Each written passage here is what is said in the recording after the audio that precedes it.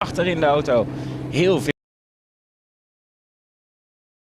Of racing, the Silverstone 500 about to get underway here at Silverstone. Quite self-explanatory. They will be heading out, and I think they will only have one green flag lap because it was wet in the warm-up this morning, but we'll wait for confirmation for that from race control. Alongside me is Charlie Butler-Henderson, and Gilles Vanelay just about got going from the front row of the grid, and bless him, he's all in a bit of a rush. We have had someone slow. I think that might be Gary Eastwood slow away in the Ferrari, but he manages to get going again as well, the 458 car. The same cannot be said for one of the Ginettas further back. I think that might be the Quantumatic Racing car. But we'll try and keep an eye out for that one. I think it might be Terry Langley that has stalled, but can't quite spot the number. So we'll wait and see whether they can get that Ginetta moving again. But the rest of the cars are heading away. 34 cars have managed to depart the grid, and these, Charlie Butler-Henderson, are the conditions. Yeah, these are going to be the conditions. If I get my words out, for at least for the first few laps. You know, once the cars get underway, there's a lot of spray created from the rear wings and the diffusers of these cars. They've got lots of downforce, lots of grip, big fat wet tyres, Avon tyres they use in this championship. So wipers aren't being used just yet on the screen, but yes, we can just see the massive downpour we've had is going to add to the treachery of these big cars around this track. And it is 55. It's the new entry this weekend from PMW Expo Racing and Optimum Motorsport, and it's Alistair Barkley who has been pushed off the grid. A real shame for them, starting in 22nd position, the second row of GT4, and hopefully they can get that car fired up again. With a 3-hour race, they've got an awful lot of time to try and get out there once again. So let's have a look at the grid. It's going to be Andrew Howard starting on pole position, Gilles Vanelay alongside him, Marco Attard third on the grid, and they are currently the championship leaders. He and Alexander Sims a point clear of Griffin and Butcher, who will start in 6th position in their Aston Martin Vantage. Then John Minshaw and Phil Keane will start in 7th place. Phil Keane was on the same flight as Gilles Vanelay, but he was less time pressured as he's going to be the second man in the car. Ian Loggy and McLeod are in 8th place. The Team Parker Racing making their first appearance of the season in British GT, taking us up to 8 manufacturers in the GT3 class. Ross Wiley and Andrew Watson in 9th position, ahead of Johnston and Bell, completing the top 10. Again, a 35 car grid. Then we've got Gary Eastwood. Alongside him is going to be Richard Lyons, who's filling in for Adam Carroll, who's at the Le Mans test day and didn't fly back. Then we've got Farmer and Barnes in 12th position, Tandy and Simpson 13th, and there you can see the first of our GT4 cars in 19th position. Oz Yusuf and Gavin Kershaw will be starting just in front of the 20 car of Williams and Hodgetts. They're out there in the Toyota. And then we've got Chadwick and Gunn 21st, Barkley and Hollings 22nd, and this huge grid continues, and hopefully we're going to be having some good racing through the final corner at Luffield. Getting ready for this race to get underway here at Silverstone.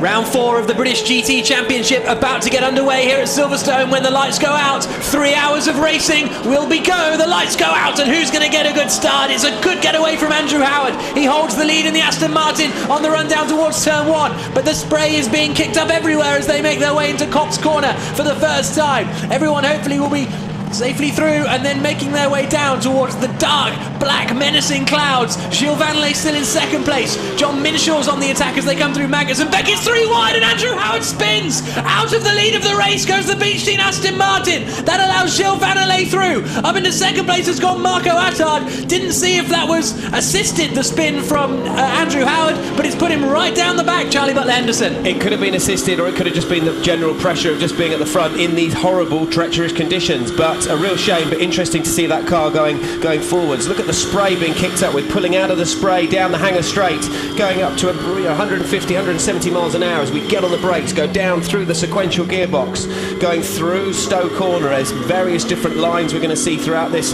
race of various drivers doing different cornering through there. But what an awesome start. Lee Mole's trying to force his way past Ahmed Al-Harthi. He's not quite close enough. That was on board with Liam Griffin for that period of time just then in the number 6 Omani Racing Aston Martin as they swing through the right-hander club now and head down past the wing, and Gilles Vanelay has made the break up at the front in the Von Ryan 650S. Von Ryan won here just a week ago in the Blockpan Endurance Series 3-hour race, and they'll be delighted if they can make it 2 in a row here, but we've got a long way to go. Second place is Attard, third place is Al-Harthi, fourth is Lee Mole, fifth is Liam Griffin, but for how much longer? Because there comes John Minshaw absolutely hurtling through on the inside line, left is braking too late, runs off the circuit and doesn't gain the position, but doesn't lose out either, because behind him is the Team Parker car, the Audi R8 of Ian Loggy, and then we've got Ross Wiley coming through. There's the Track Speed Porsche, which is back in the championship. Great to have them back in the series as well.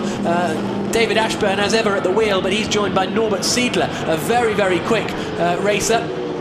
And also getting involved there was the 44 LNT Ginetta. So we'll wait and see how far Andrew Howard is back down the order as we go on board with Lee Mole in the 888 BMW coming through Luffield.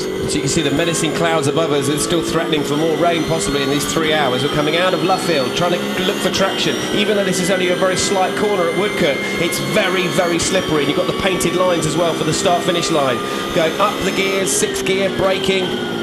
Down a couple of gears because it's wet, looking for as much grip, squeezing the throttle and being ever so gentle, like a ballet dancer on the throttle, being ever so delicate on those pedals through your racing boot. As we then come down into Maggots and Beckett's, you can see there's hardly any cars in front of us. Look at the spray we're already getting involved in, let alone further back. Marco Attard in big trouble, just managed to keep it on the track, but that's going to put him under a lot of pressure from Ahmed Al-Harthi, but Al-Harthi in turn goes a little bit wide coming through Maggots and Beckett, so this is a really tricky conditions for these guys, but Gilles Vanelay seems to be having no problems at all out in the lead of the race in the orange McLaren 650S. But here's the battle for second place. Al-Harthi looking to the outside on the run down into Stowe. He's going to be very brave to try and go around the outside at Stowe Corner. He's going to hang it on all the way round, and it's second place, because that's where the grip is in these conditions, Charlie. Yeah, we're going to see lots of different racing lines materialise from this race. So the wider you go on the sort of the middle and entry bit of the corner, the grippier the surface is, because it hasn't been sort of rubbered in, it hasn't got loads of rubber on it or oil on it from the constant use of the normal dry racing line. So we'll see lots of racing lines as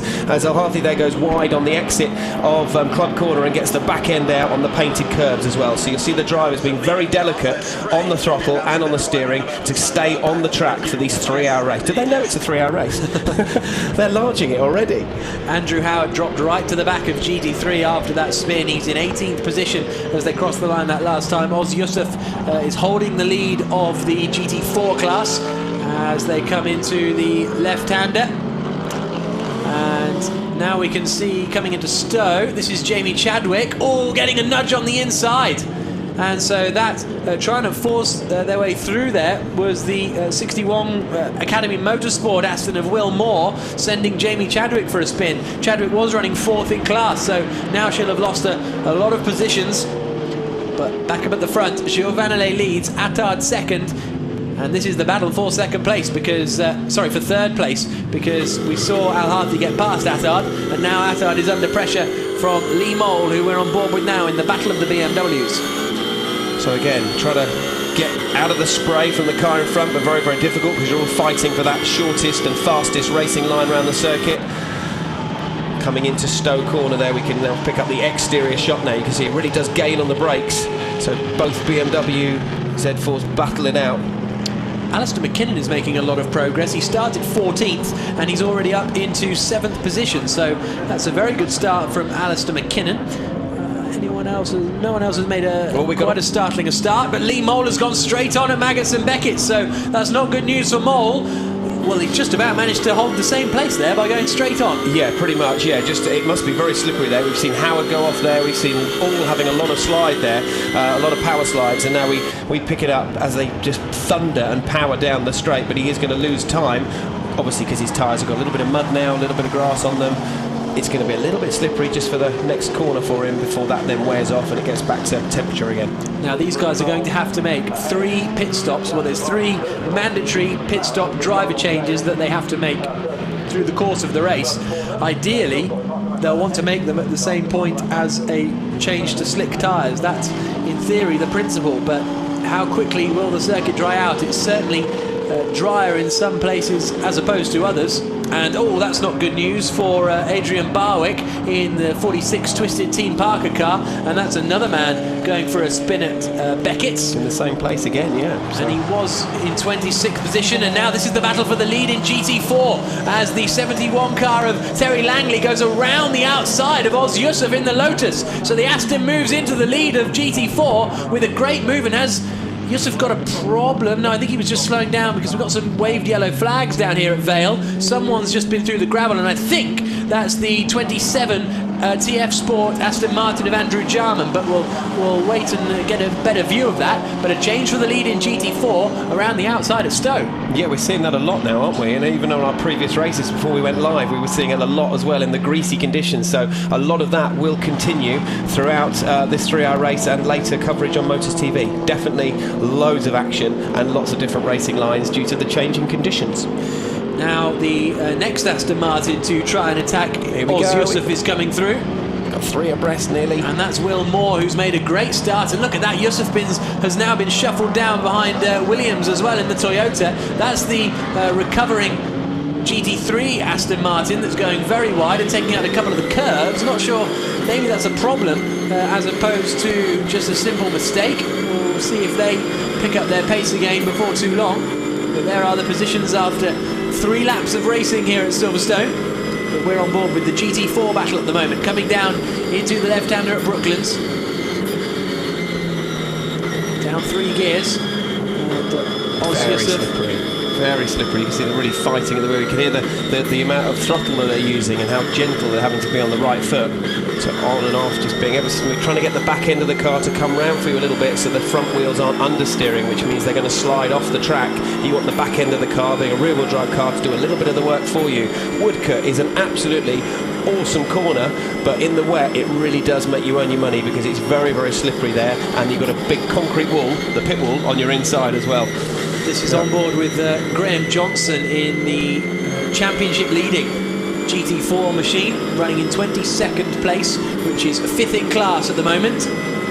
Quite a lot of the spray is dispersed now because we've got a lot of cars going around all at once, so that's dispersed a lot of the spray. But this is where we're starting to see a lot of the cars spinning, so they're coming out of Maggots into Beckett's. Oh, Minshaw goes wide, and that allows Alistair McKinnon to try and get past the 6 Aston Martin, and McKinnon does so. Can he get past the BMW as well? No, not quite, but that is not good news for Liam Griffin, though he goes around the outside of the Mercedes as they come through the right-hander at Abbey and holds onto the place for the time being. So I think at the moment it's as you were with no, so Minshaw's through. Minshaw's up to 5th place, Griffin drops to 6th, and McKinnon is still in 7th place in that 30 Ram Racing Mercedes.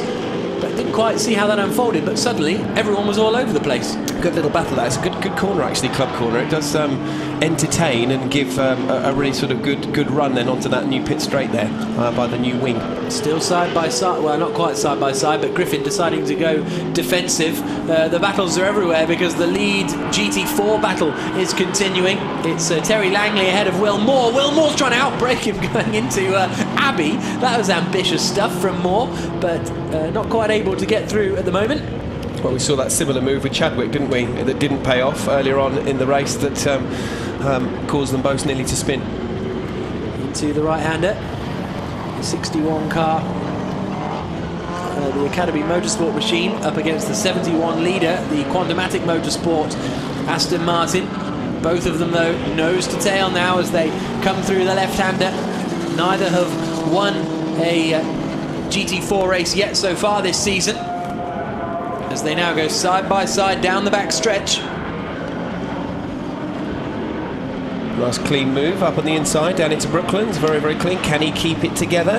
Can they keep it together? Yes, they can, yeah. So nice, easy, clean move there. That started a good few corners back when we started picking up this battle. See, they're going around the outside of Luffield. They're miles away from the apex of the corner, which is the tightest line around the corner there. So very, very wide, looking for the grip, not getting on the painted curbs because you're going to lose grip there. And wipers on.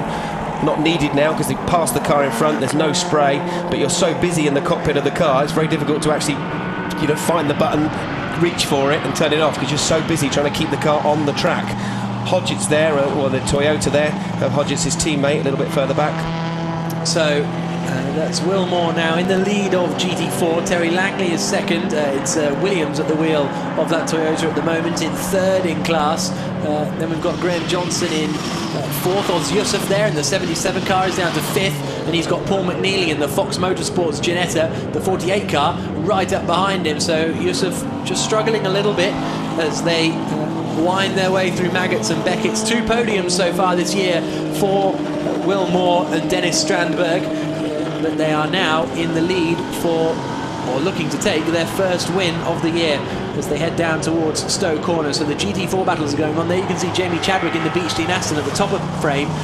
She is recovering after getting punted by our race leader Will Moore. So, and that is now under investigation actually. So Will Moore, our race leader, is under investigation for hitting Jamie Chadwick at Copse. But leading the way is still Gilles Vanelay.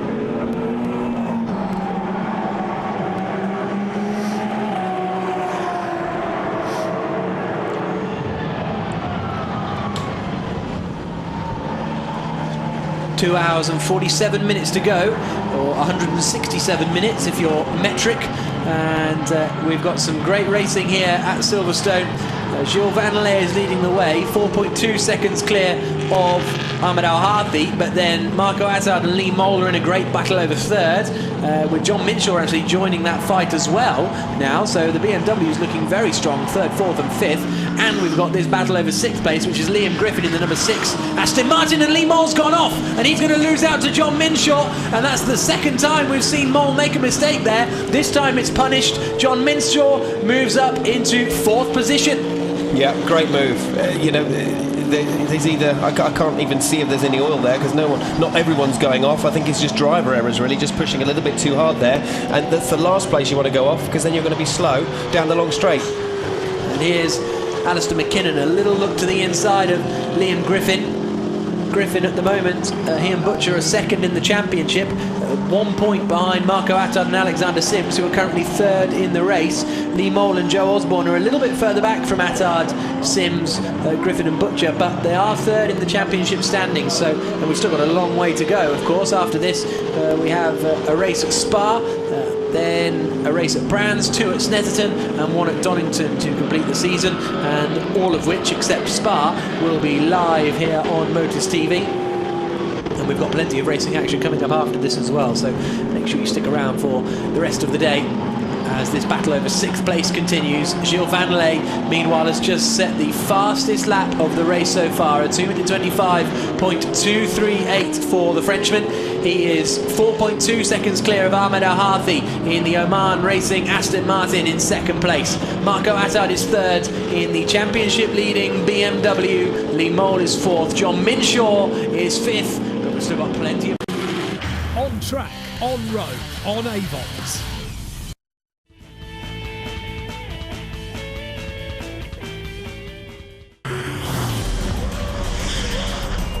Formula One leaves Europe for the Canadian Grand Prix as the others all look to unseat world champion Lewis Hamilton. Tune in to Inside Grand Prix, Tuesday, June the 2nd at 8:50 in the evening on the High Speed Television channel.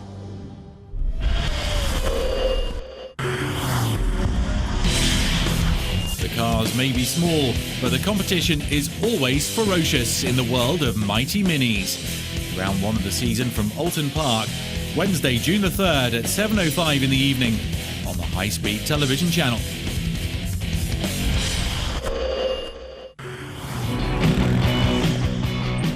Series legend Tony Boo is the FIM Trial World Championship leader going into the round from Sokolov in the Czech Republic. Thursday, June the 4th at 7:55 in the evening on Motors TV, the high-speed television channel.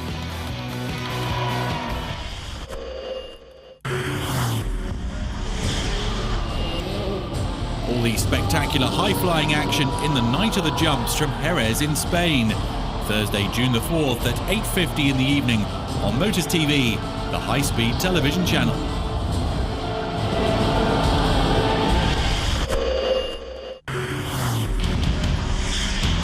Whether it's on 2 wheels or 4, accidents will happen. In Best of Crash, they always walk away unharmed. Best of Crash, Saturday, June the 6th at 10 in the morning on Motors TV, the high-speed television channel.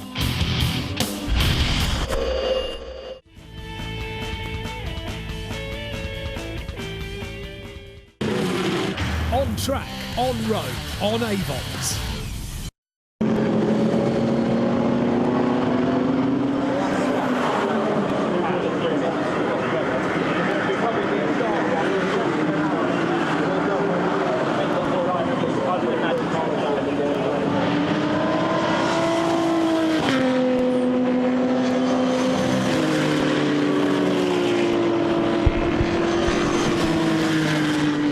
Gilles Vanelay in the Von Ryan Racing McLaren 650S is our race leader here in British GT. This 3-hour race still has 2 hours and 43 minutes to go as they now come out of Luffield and through the right-hand kink.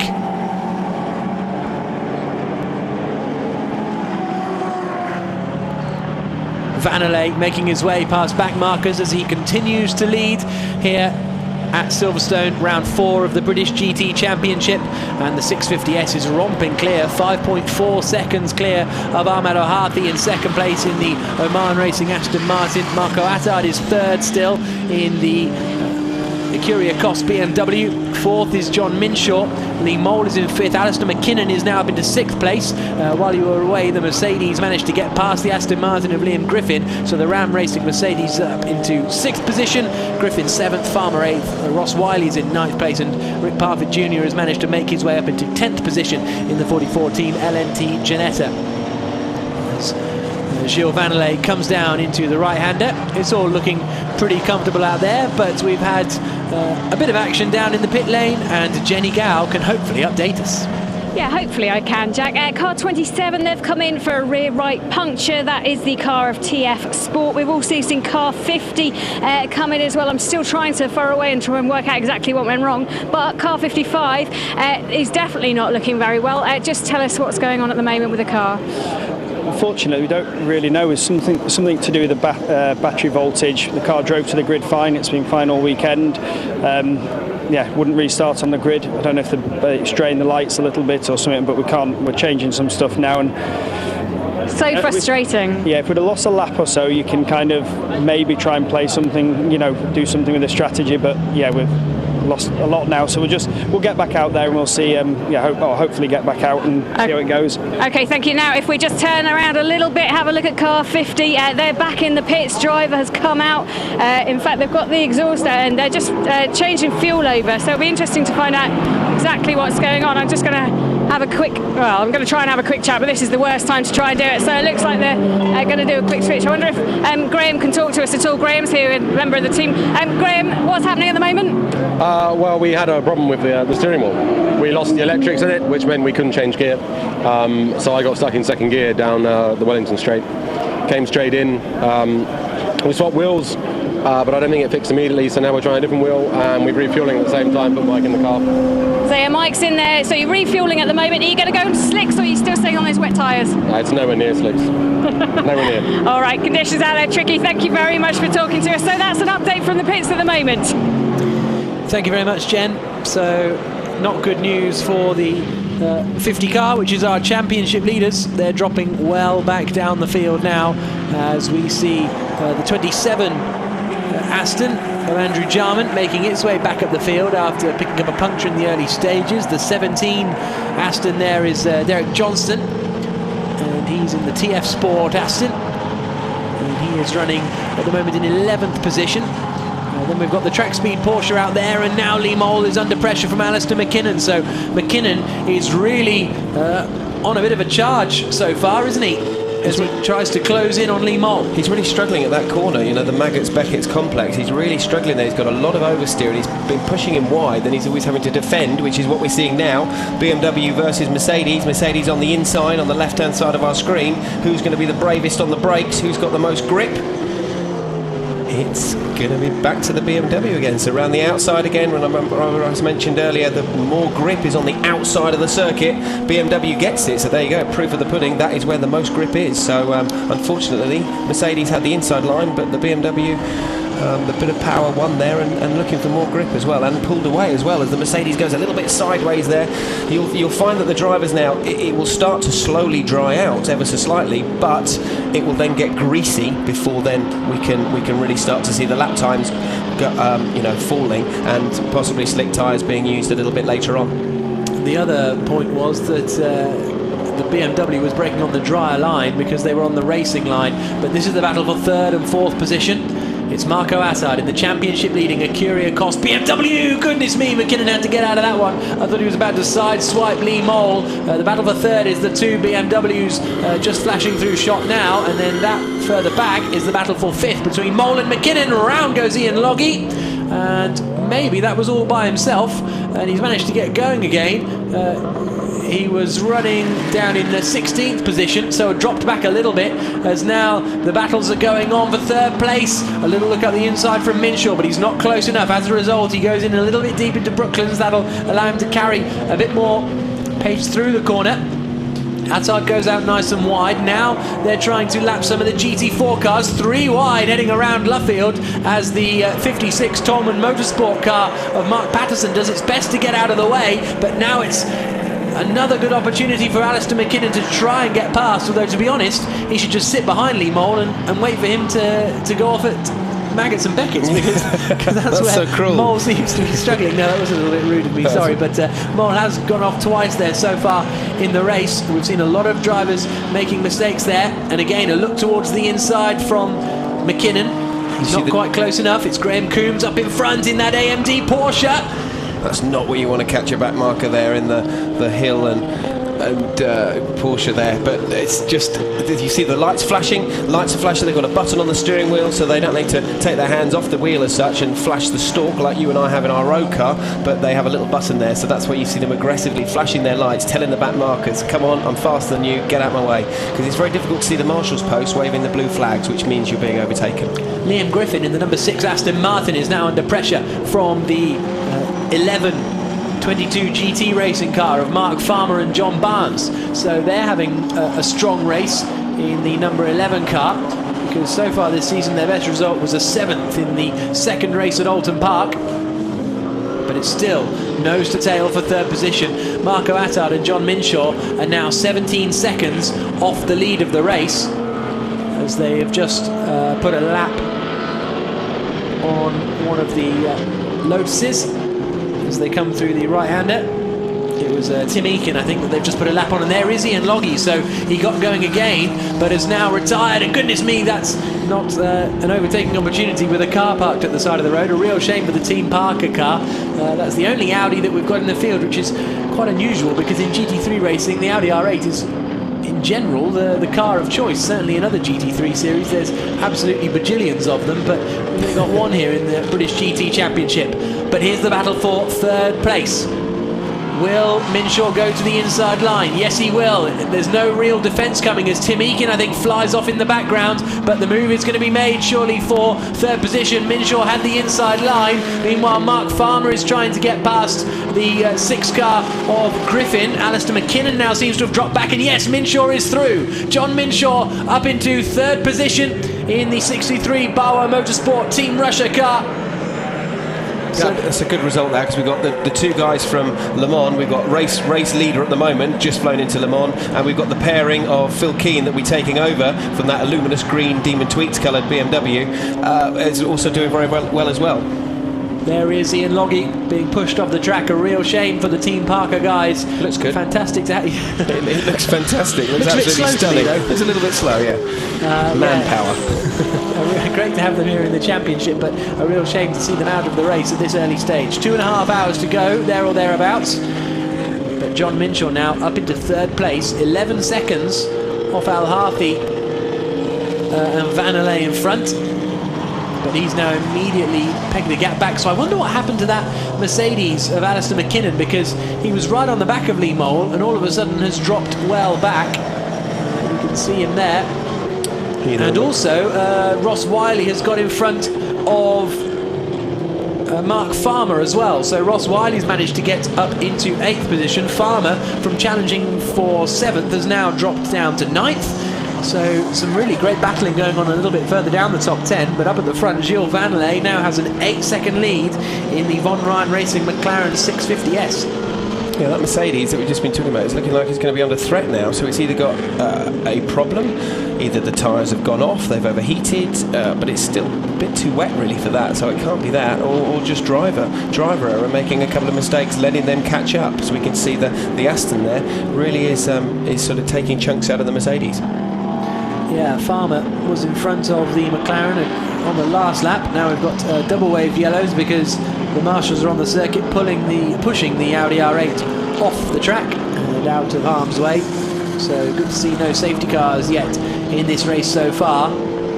Ross Wiley could be under a little bit of pressure here as they swing into the left-hander. Mark Farmer's got the cutback now, and Farmer goes through. So that is 8th place now for Mark Farmer. Ross Wiley, the 23-year-old from Dumfries, drops behind, but now he's got the cutback and he's looking towards the inside line as they come down into Brooklands. This, meanwhile, is the battle over 5th in class.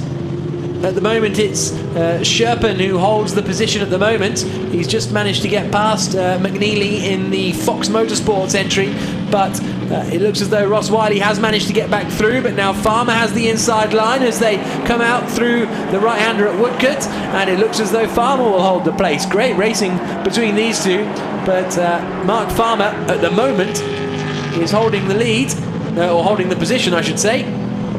So that is Farmer up into 8th place across the line. Started racing in 2012 in Caterham's Mark Farmer. He actually raced motorbikes in his youth. He won the 1987 350cc Motorcycle Road Racing Championship. Fact of the day.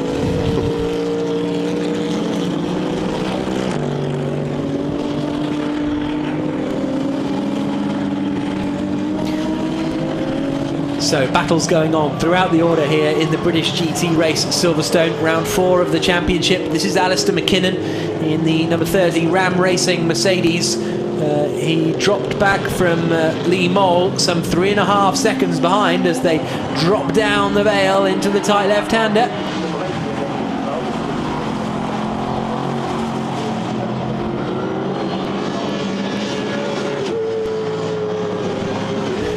Jamie Chadwick takes 3rd place away in the GT4 class there. Managed to get up the inside of the 86 GPRM Toyota of Richard Williams and get through into 3rd place in class. So that's 407 Beechstein Aston Martin up into 3rd position in class. Will Moore still leading, Terry Langley still in 2nd, but Jamie Chadwick now up into 3rd place.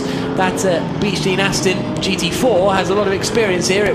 A lot of laps under its belt. It won the Britcar 24 Hours a couple of months ago with Chadwick, Gunn, Howard and Adam all at the wheel. And that's good to see. Back out into the race goes the new entry for this weekend, BMW Expo Racing and Optimum Motorsport entry, Alistair Barkley and Charles Hollings, only half an hour down on the rest of the pack. But they're back out in the race nevertheless. Meanwhile, we've got a battle going on for 10th position in GT3. Andrew Howard has just lapped the GT4 Beechstein Aston, but right up behind him is Graham Johnston on the run down into the left-hander. The 17 TF Sport Aston, Derek Johnston, I should say, is right up behind Andrew Howard now, who of course spun out of the lead on the very first lap. Yes, which is a real shame. He'll be absolutely gutted with that. So he's in 10th at the moment. Hasn't managed to claw back as much as, or as quick as I thought he would do, actually, because they've obviously got the pace. Remember, the qualifying time is taken from the faster driver and the sort of the gentleman driver in different bronze and silver ratings, and then the time is put together, added together, and that is then the grid position of the end result for where they start the race. So yeah, real shame that he spun off, and as long as he brings it home in the one bit and lets Johnny Adam take over, then all should be well.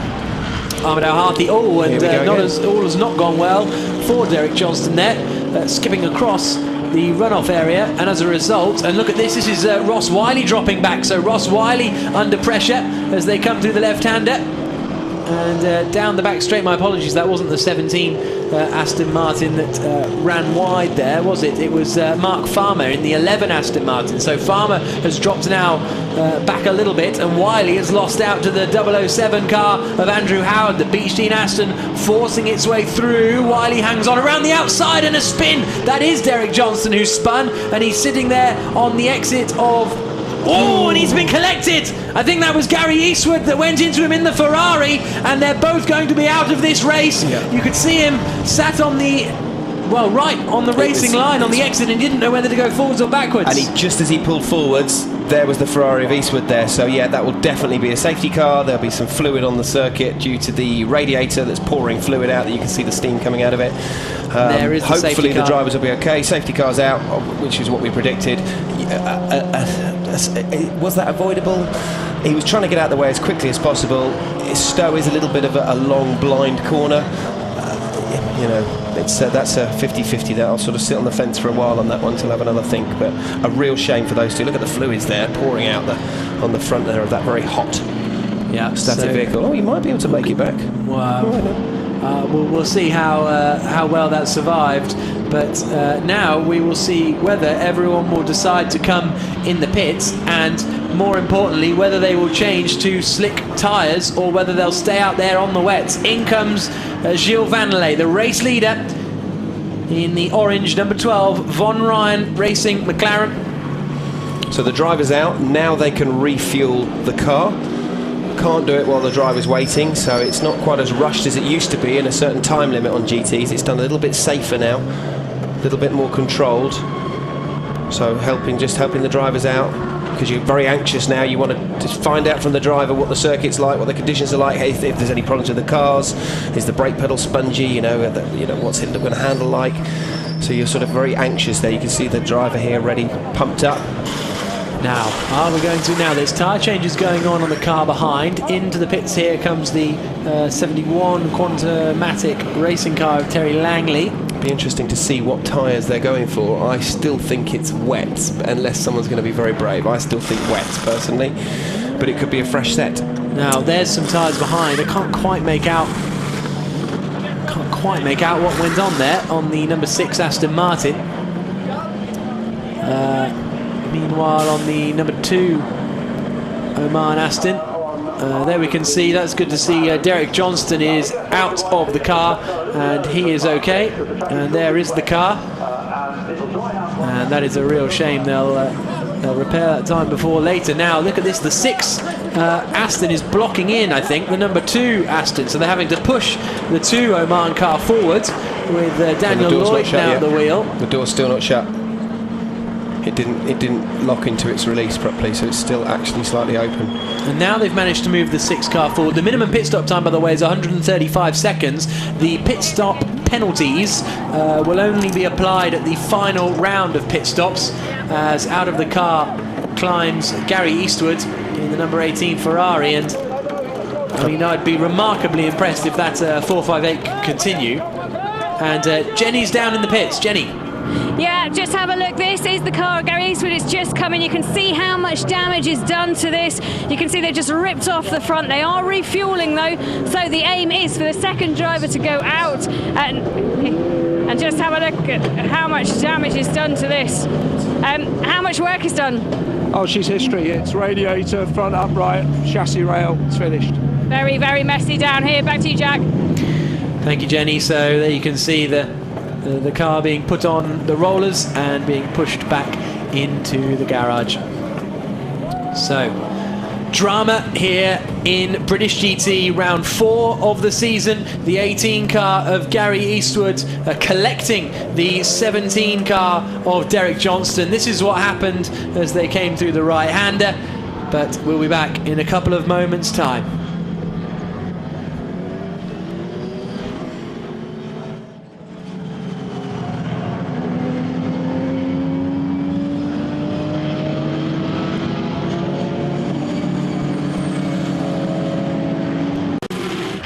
On track, on road, on Avons. On track, on road, on Avons.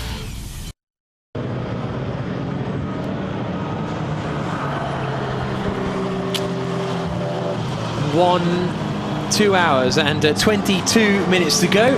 Got a little bit confused there for a moment, but we've got 2 hours and 22 minutes to go here in British GT. We've had pit stop visitors and non-pit stop visitors. It's all been very busy.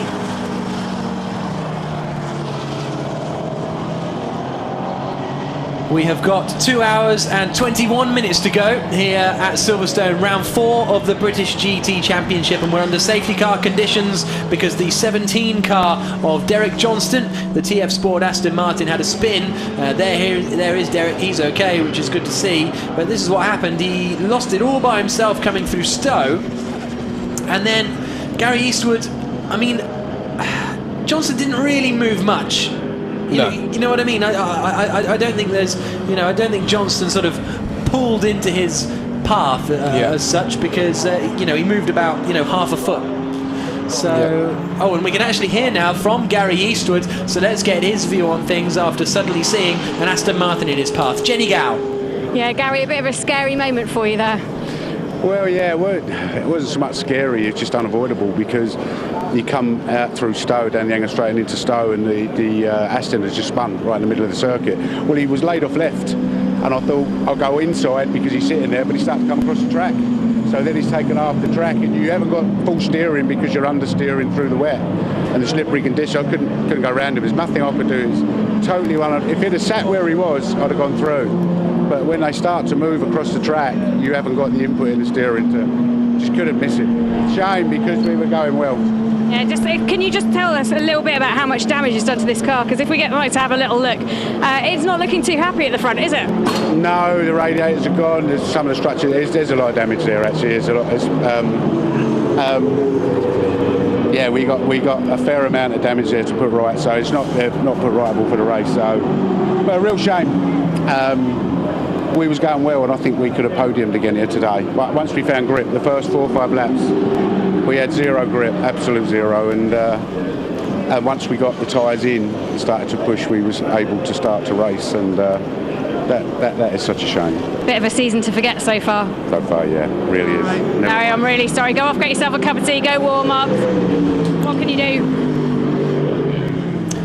So, thank you for that, Jenny. Good to hear from Gary Eastwood. Well, a shame we had to hear from him, but nevertheless, this is our race leader, Mark Farmer. He and David Ashburn in the Spotty Porsche, they haven't pitted, so they are still out on the road, having not pitted under the safety car. But so effectively leading the way is still the number 12 car of Adrian Quaife-Hobbs now at the wheel. He's taken over from Gilles Vanley. He's third at the moment. Then Daniel Lloyd has taken over from Ahmed El Harthi, and he is fourth. Phil Keane has taken over from John Minshaw and is fifth. Alexander Sims has taken over from Marco Attard and is sixth. Johnny Adam has taken over from Andrew Howard and is seventh. Andrew Watson has taken over from Ross Wiley and is 8th, and Rory Butcher is in 9th place. Now Joe Osborne has taken over in the number 888 BMW, but that car was 4th and is now down in 10th place. So the 888 BMW really is the big loser from that pit stop window. So we'll see if we can get to the bottom of that one. But Farmer and Ashburn have decided not to pit, which is a little unusual considering everyone else has, Charlie Butler Henderson. Unless they're waiting because they know that the circuit is going to dry out a little bit more, so they're going to actually do their tyre change and their driver change all in one go to try and use that as an advantage. That's the only thing I can really think of, really, because looking out of the commentary box window, it's still fairly wet, but there is a little sort of slither of a dry line around the circuit. Yeah. So hopefully it won't take long to clean the debris up as well from the Aston and the Ferrari. Yeah, absolutely. You can see even under safety car the guys are pulling to the inside line to try and cool down their wet tyres. We believe everyone has gone out on the wets. If we joined the circuit. Aston and Porsche going all the way around. Everyone's going right the way around the outside, even though that isn't that wet now still. So I reckon you can just see a dry line ever so slightly now on the inside of Luffield there. Yeah, that's an interesting decision from Farmer and Ashburn to stay out there as they come across the line behind the safety car once again. Mark Farmer it is in the lead of the race for the time being. It's quite nice to see a Lotus. Yeah, absolutely. Let's see a Lotus at the front there. And there is a second place car of the spotty Porsche of David Ashburn, the track speed machine. The recovered Audi. Yeah, the Team Parker car is back in the pits.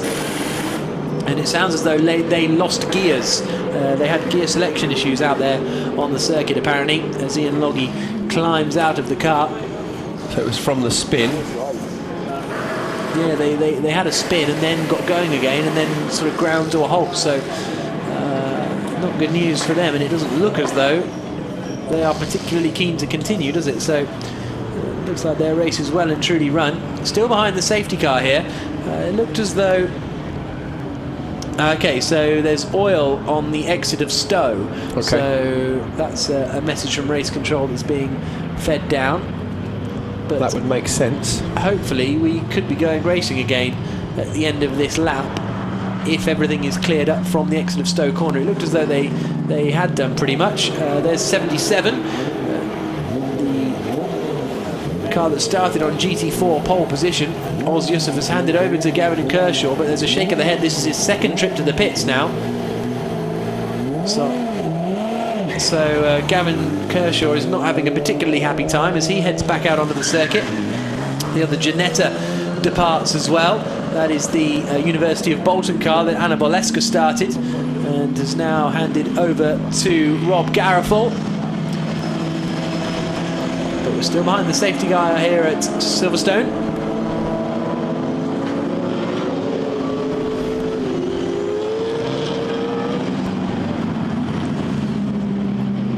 Hopefully the safety car will be coming in sooner rather than later here at Silverstone. We're still... Oh, and there's a wheel gone missing. That looks like it's for the BMW Expo Optimum Motorsport car, the 55 car, as they are in the pits. And we've got a Silverstone truck out there on the circuit as well. I don't think he's made his pit stop yet either. Yeah, that'll be cement dust. I would have thought that they would be pouring over the oil. I would have thought, because there isn't any on that post. That's just an immediate guess. Yeah, oil and water, not ideal. And it says. Okay, so I think it's on the inside of the exit of Stowe by the sounds of things, because the race director is saying keep left to the cars. So we've got a bit of a delay here. So here's the order down at the bottom. First is Mark Farmer in the 22 GT Aston Martin leading the way. David Ashburn is in second place. Neither of those two have come into the pits yet, and the longer for them, I suppose, the longer they're behind the safety car, the better, because then they'll lose less of an advantage having not made their pit stop. This is clearing up the oil and mess that's on the exit of Stowe after that collision. It's like a cancelling agent to sort of kill all the debris and stuff and get all the fluids off the track and get it out the way. So it's not quite on the racing line, which is good, but if you were to do an overtake on the inside of Stowe, that is then going to affect your tyres, because you then will have to go over the fluids from the earlier incident. Both drivers are okay, so nothing to worry about if you just tuned in. They're all fine. It was just a little fairly quick accident, but just a little brush past each other that caused a lot of damage. You know, one of those really unavoidable sort of incidents, really, spinning off on the exit of Stowe. It's a very fast exit corner. Now, meanwhile in GT4 we've had three non-pitters. Tim Eakin and Richard Taffender have both decided to stay out. The two Stratum Motorsport cars. Also the 47 JWB Bird Motorsport car of Kieran Griffin. They've stayed out as well for the time being, as has... no, that's it. So leading GT4 at the moment is the 61 GT4 entry, which is Dennis Strandberg leading the way. He's taken over from Will Moore, so no change there in the lead of that class.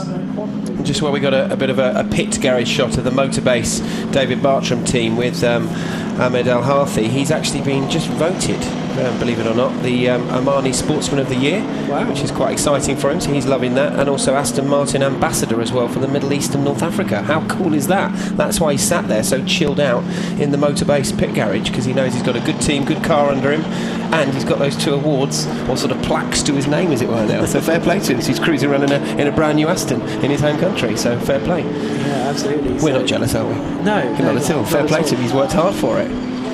Neither the car nor the weather. There is the 77 pole car of Gavin Kershaw back out onto the circuit. There is Tim Eakin, and as we were saying, he hasn't come into the pits yet. Neither has his teammate Richard Taffender in the 53 Stratham Motorsport Ultratech car, so they're obviously throwing a bit of a gamble as well.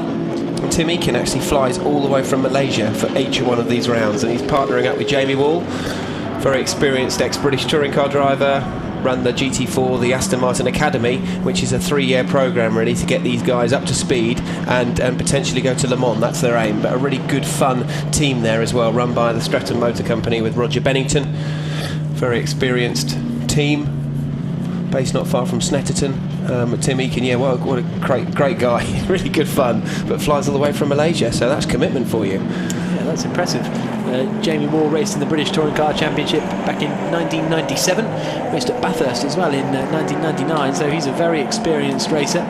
But yeah, both of the Stratton guys are staying out for the time being, and Kieran Griffin as well, as I mentioned, in the 47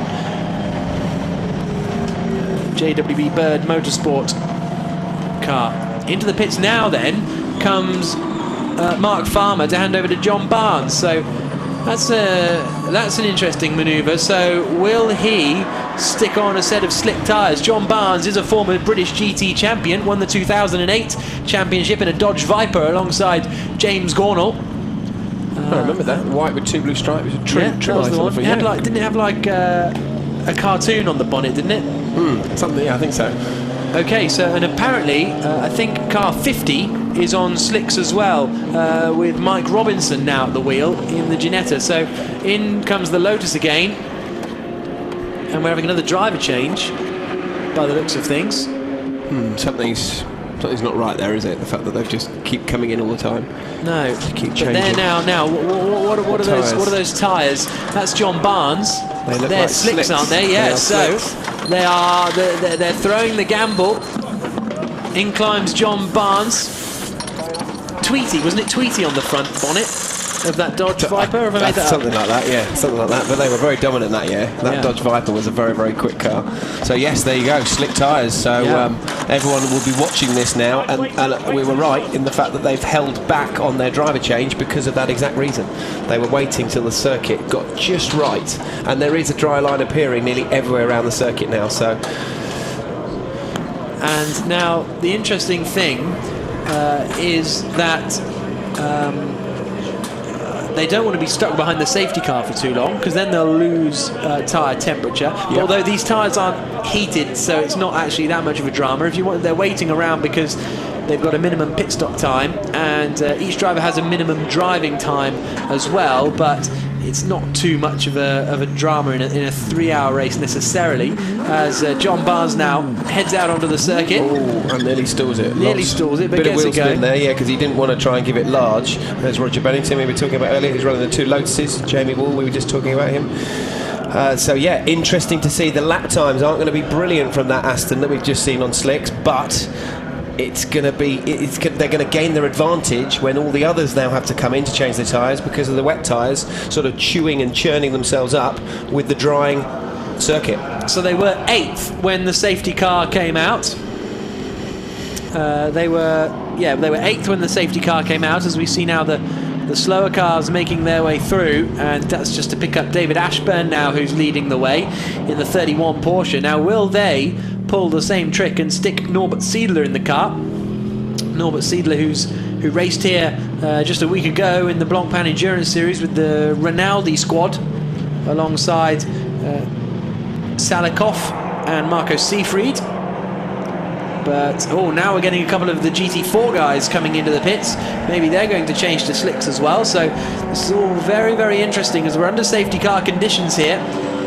And is that Eakin coming in. I think it is. Well, we'll keep an eye out. And actually, I think the GT3 Ginetta has come in as well. So, goodness me, they're all coming in. They're all coming in. So, is that the 888 car of Lee Mole coming in as well? Yeah, it looks like sorry, it. Yeah. Joe Osborne at the wheel. Osborne, yeah. There's Jamie Wall here on the left. We've just been talking about him. So, front-wheel drive touring car driver now to rear-wheel drive Lotus. He's a tall lad as well, so they're both evenly matched. Got slick tyres ready and waiting. They heat them up actually. They've got a little sort of tent out the back of the pit garages, and they've got sort of those cylinder gas heaters that you then get your chance to warm the tyres up as best they can. They don't have tyre warmers like they do in F1. Now, you have a minimum of 3 driver change pit stops you have to complete. So 888.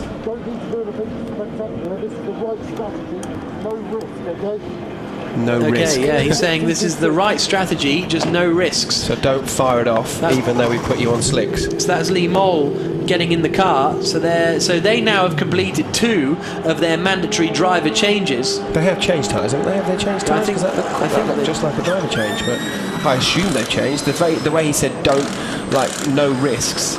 Just if they're saying no risks, you wouldn't put them out on wets. I don't know. We'll have to try and keep an eye out on that one. The circuit, you know, I would be... Now they are changing now. Oh, right, okay, good. I was so going to say, because that was quite quick. Done. They wouldn't have changed the tyres, we would have seen...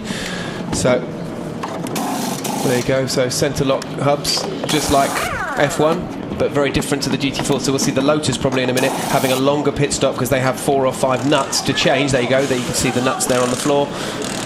Like a normal road car, really. That's part of the regulations, to keep the costs down, and the regulations restrict that. So quicker than we could do it, though. Yeah, much quicker. This is all they're all trained to perfection. So Wall about to head back out onto the circuit.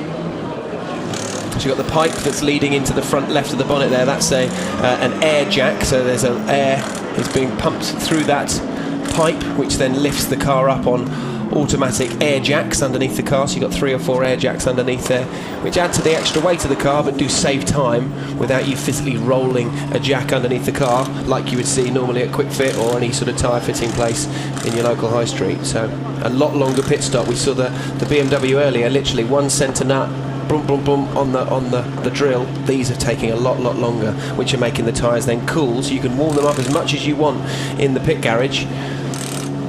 But now they're getting cool, they're losing heat very quickly. And the circuit, remember, still isn't completely dry, as we've got the BMW there that leaves on the far side. Yeah, so out goes the 888 BMW. Is it firing up? It's not firing up. Roger Bennington was giving in the, start the engine, and all you heard was a very slow... Well, they've got their minimum pit stop time to wait for, haven't they? And... so maybe that's just why they're waiting. But goodness me, everyone's in now to change for slick tyres. This is very interesting indeed. So even the guys that have... Now, are they going to change over again? That's going to be the interesting thing. So well, no, these guys won't, because now you've got the pro guy in the car. Yeah. But that's not what 888 have done. They have put in Lee Mole back at the wheel on the slick tyres. So this is all very interesting, isn't it? As Taffender is now going to hand over to James Nash. The safety car is going to be coming in this lap, but let's go down to Jenny Gow. Yeah, I'm down here. Gavin, just explain what's going on. Everyone's coming in. We've seen you guys coming in as well. Just what is happening?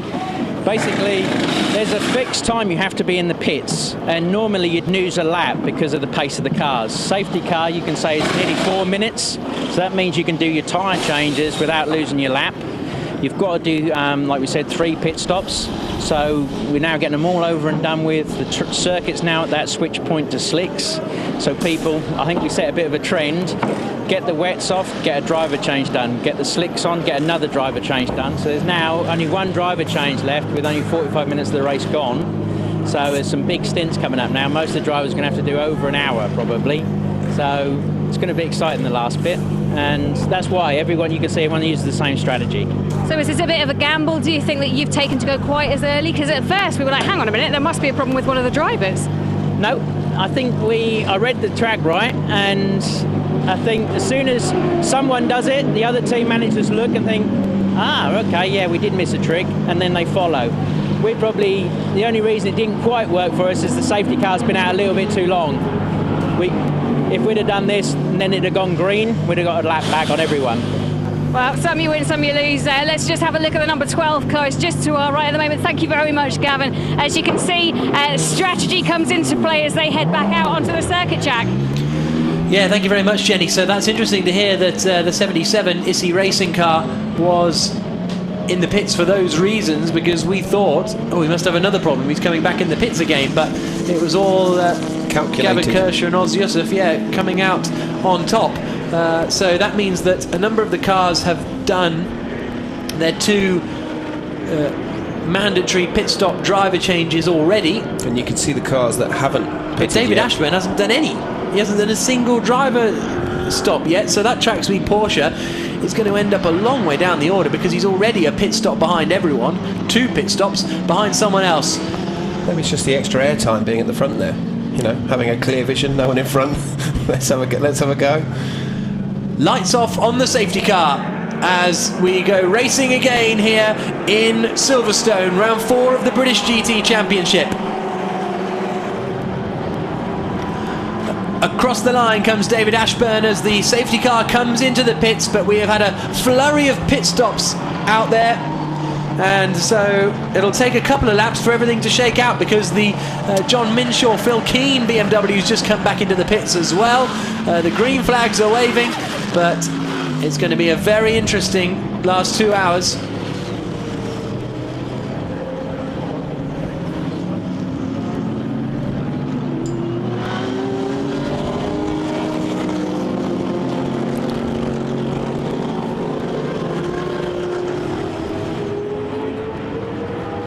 Two hours to go here at Silverstone, and we have David Ashburn leading the way in the track speed Porsche, but he's yet to make a pit stop, and I think he's still out there on wet tyres. There is Lewis Plato, who's now taken over at the wheel of the 30 Mercedes, and they are all over the back of the number 10. Now that's the number 10 McLaren of Ross Wiley that has been in for 2 pit stops, so you'd think that he'd have slick tyres on, so maybe that McLaren is really struggling to get them up to speed. He's definitely got slicks here, because he was warming the tyres up even though the race has restarted, so he's gaining some confidence in the tyres. And this is Johnny Adam taking the lead of the race away from David Ashburn. So Johnny Adam in the 007 Beesteen Aston Martin takes the lead of the race. They won here in 2011. They were champions in 2013, and now they are in the lead of this race, having made 1 of their mandatory pit stops. That's a great shot, that, you know, the gearbox and engine whine of that Porsche as it, you know, manoeuvres its way through the tight, tricky, complex area at the Silverstone Grand Prix circuit. Awesome onboard stuff there. Now, Lee Mole has just set the fastest lap of anyone. Lots of the guys are pulling to the inside line to try and cool their tyres down. At the moment, as I say, it's not 100% certain who is on what tyre as they swing into the right-hander. We know about some cars, but not about others. So we'll keep an eye on lap times, because that's the best way to make a decision and make a judgment. Through the kink at Woodcote they come, and this is the battle for 3rd place at the moment, as Lewis Plato tries to get past Rory Butcher on the run down into Cops Corner, and Plato goes not through. Butcher holds on around the outside, but he's in the grass and on the runoff, and so Lewis Plato does go through. You'll see the SLS from Ram Racing appear on the right hand side of shot, and so Plato is up into 3rd position.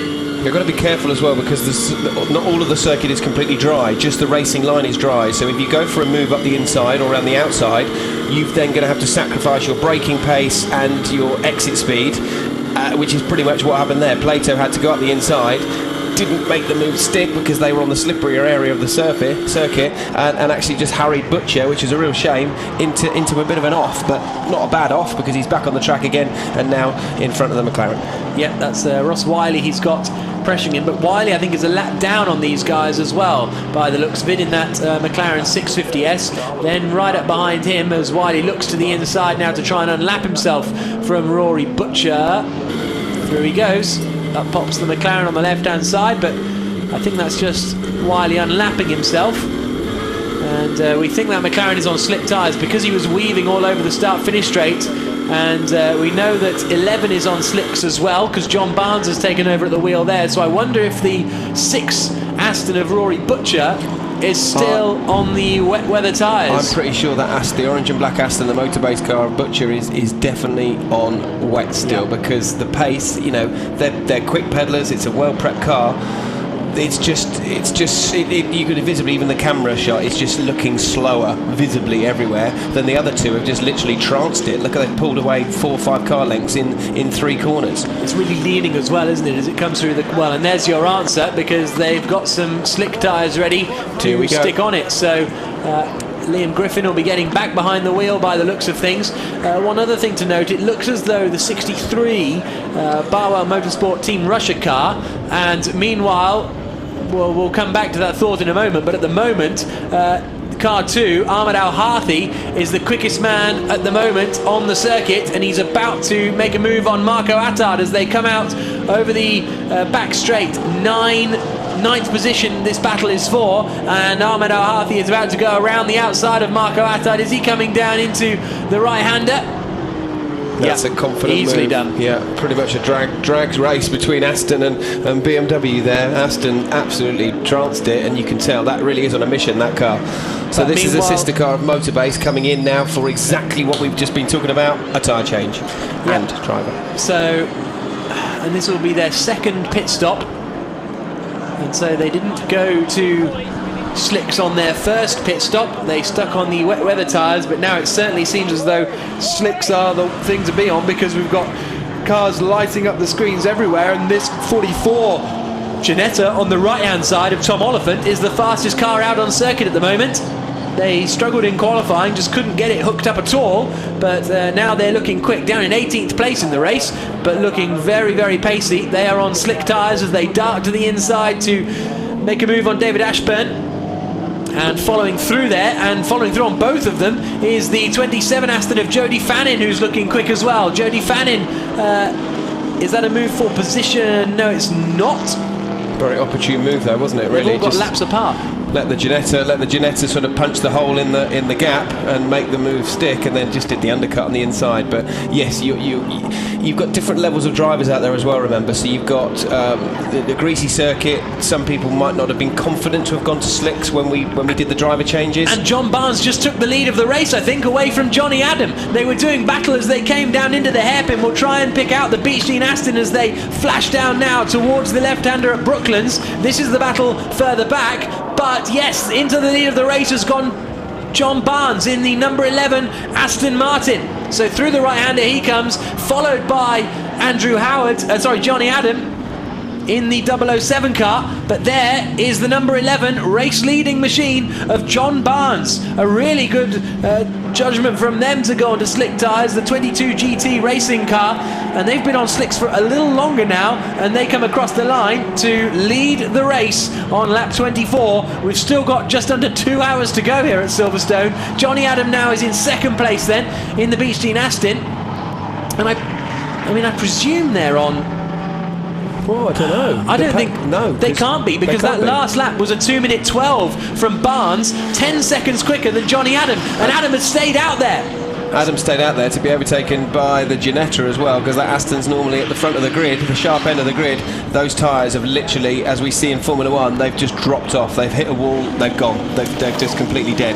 I thought he was on slicks because of the speed at which he overtook the track speed Porsche, but the track speed Porsche, meanwhile, is having a bit of a kerfuffle in the pits. I think David Ashburn is still at the wheel.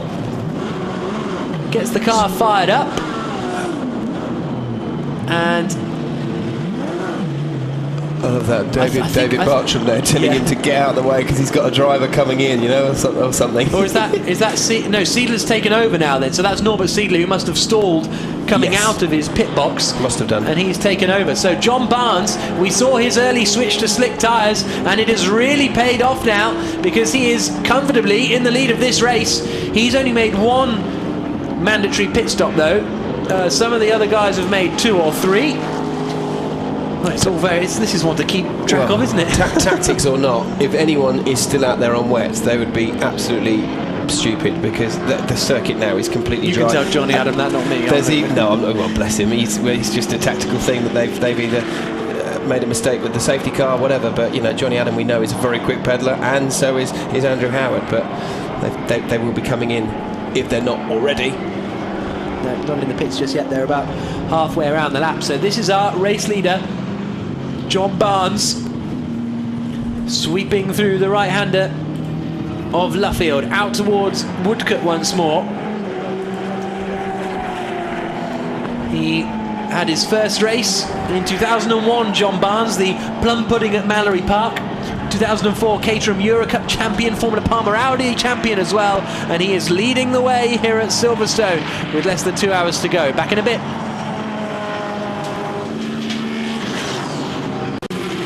On track, on road, on Avons.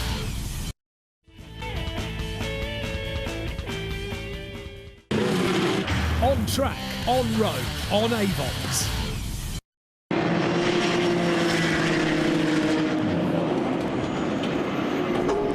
Slicks are ready for the 007 Beach Team Aston Martin. Johnny Adam and Andrew Howard staying out probably a little bit too long on their wet tyres.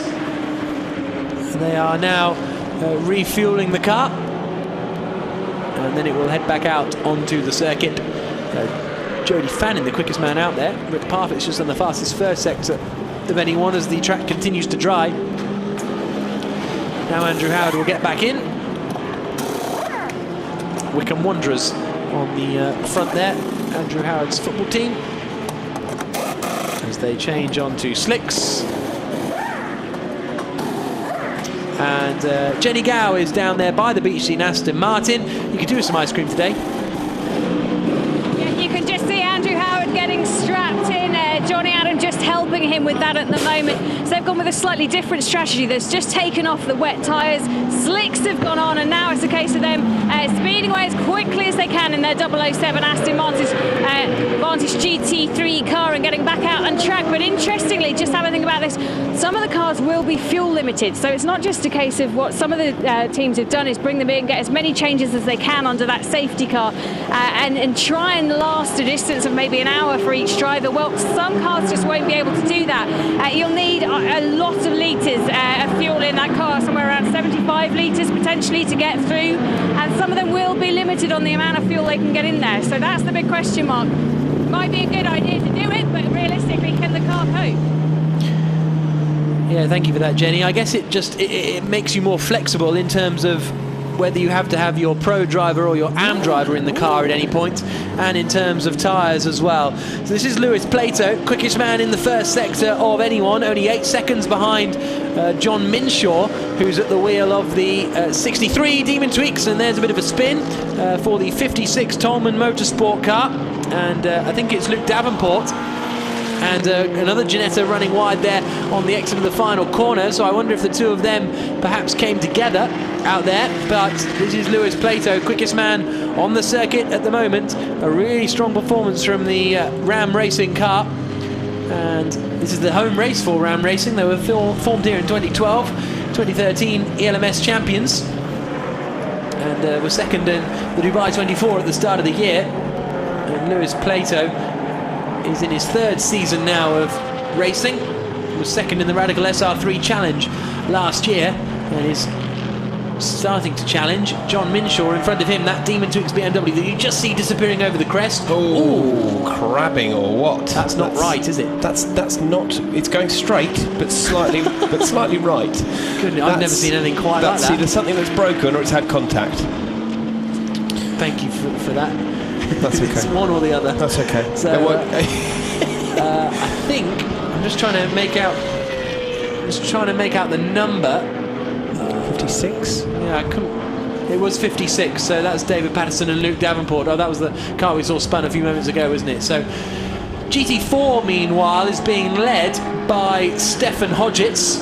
In second place, we've got Jake Giddings in the 47.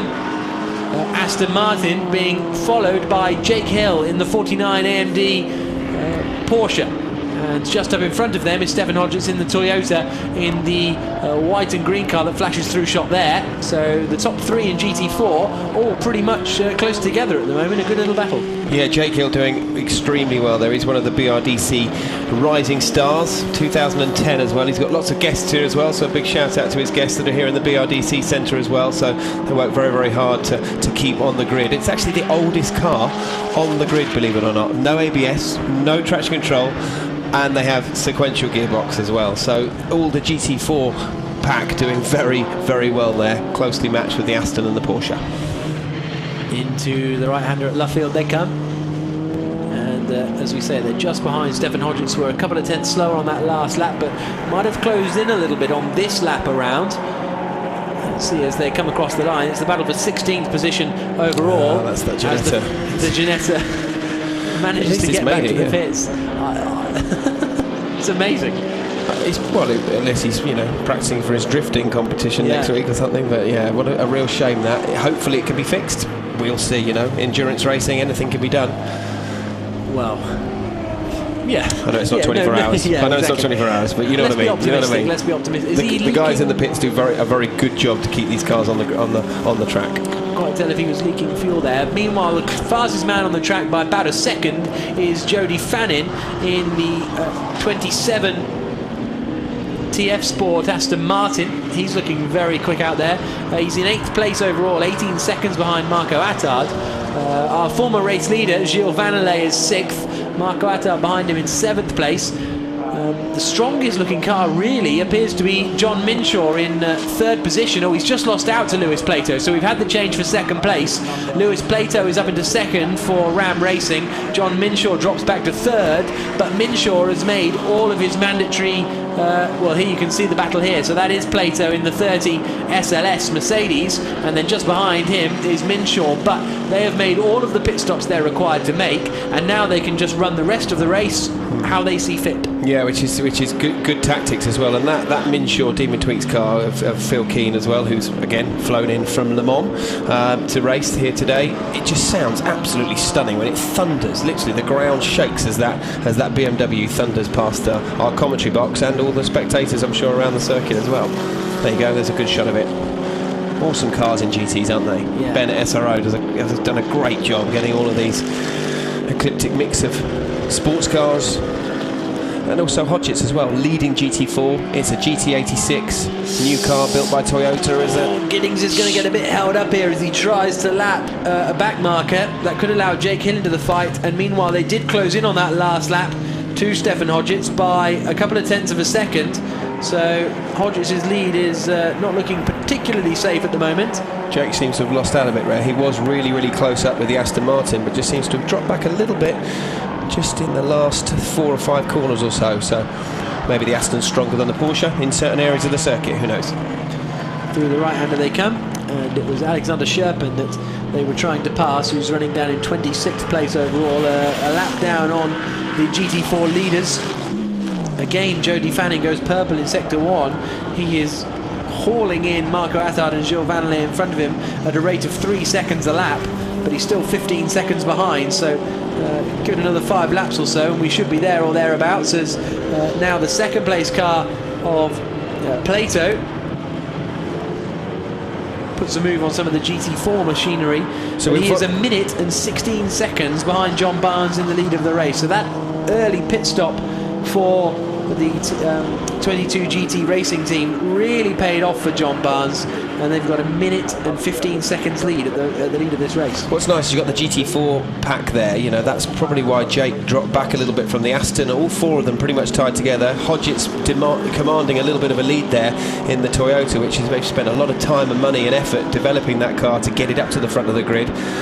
It's a great road car. You know, I've driven many for working for Toyota now and again, and it's a fantastically light, revvy sort of engine. Really good technology there that Toyota have done. So he hasn't managed to sort of get in the way of the faster cars coming through, hence he's still managed to command the lead, because wherever he's going to get picked up by the faster cars, he's going to be in a better position and won't be slowed down too much. Now here is the 71 Aston Martin that is Terry Langley's car, and that is 6th in class at the moment, and behind him is the 12 of Gilles Vanelay, and who was 3 seconds quicker on that last lap. So Gilles Vanelay was 3 seconds quicker on that last lap than the 888 BMW of Lee Mole up in front. And Lee Mole must be out there. Yeah, he's out there on slick tyres, but he's not looking particularly rapid at the moment, whereas Gilles Vanelay in that Von Ryan 650S is hurtling around as they come out onto the straight again. You can see Mole up in front, and he's going to have a lot of GT4 cars to deal with. 100 minutes to go here at Silverstone in the Silverstone 500, round 4 of the British GT Championship. John Barnes is leading the way by 1 minute and 17 seconds, having pitted early for slick tyres after we started in wet conditions. Luis Plato second for Ram Racing. This was the car that led in the early stages, the 12 car of Gilles Vanelay, and he is now just 2 seconds behind that all-white 888 BMW of Lee Mole that's in 5th place at the moment. They're only 5 seconds back from Ahmed Al-Hadi. Back markers are going to play a really big part here, because we're seeing different fastest laps being set by different people, and you've got Vanelay there in the McLaren that literally just jumped off a plane, led the race, handed over, and is now what we're seeing on our screens now. It's wherever you catch the back markers up can really ruin your race. Oh, and Rick Parfitt Jr. had such speed in... Yeah, he is coming into the pits. It looked as though he'd sped up for a moment, but it certainly looks like that is not good news. Jenny is in the pits with more news. I am. I'm down here with David Patterson. David, Tom are not looking very happy at the moment, but an amazing piece of driving skill, being able to drive a crab all the way back into the pits.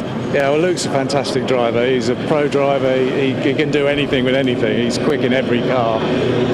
Just unfortunately, he's been hit from behind just after he'd gone past 3 cars. So we were starting to look good. We were on the slick tyres. His lap times were really quick. I think the boys are going to see if we can get us out, but obviously our race is finished for today. But and Luke's clearly not very happy. So. Yeah, he's still in the car despite it being a foot up in the air, seeing all sorts of gymnastics sort of trying to get him up into the air. What does he say to you? Because I know you just spoke to each other.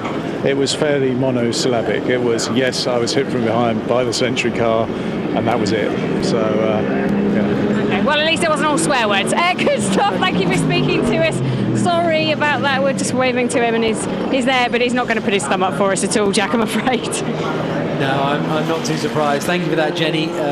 Great to hear that. But here's the battle for 5th place. Gilles Vanelay right up behind Lee Mole now. Still the quickest man of anyone is Jody Fannin in 8th place.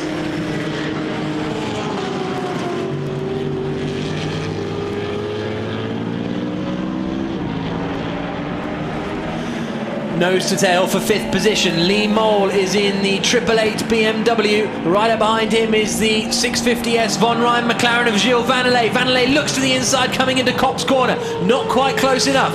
Mole able to hold on to that 5th spot at the moment, but Vanelay is flying out there. So is Jody Fannin and our race leader John Barnes. They're really getting quicker as the track develops, whereas some of the AM drivers are staying at the same pace, even though the circuit's getting quicker. So Lee Mole still in the 2:10s, whereas last lap Jody Fannin did a 2:05. So the difference between the pace is astonishing out there as they come down towards the right-hander. Another thing to look out for is the 31 track speed Porsche claims to have done 2 pit stops, but that's just 2 times through the pits, because I think David Ashburn missed his pit stop on the way in, so he had to go out, round again, and then hand over to Norbert Siedler, and they're running down in 12th position. But this is the battle for 5th place, and can Lee Mole do anything to keep Gilles Vanelay behind Charlie Butler-Henderson? Well, he seems to have woken up a little bit now that the McLaren, that orange McLaren, is emblazoned in his rearview mirrors, but the McLaren definitely has got the pace, you know, coming out of those corners, up the main straight as well. Is he going to do it? No.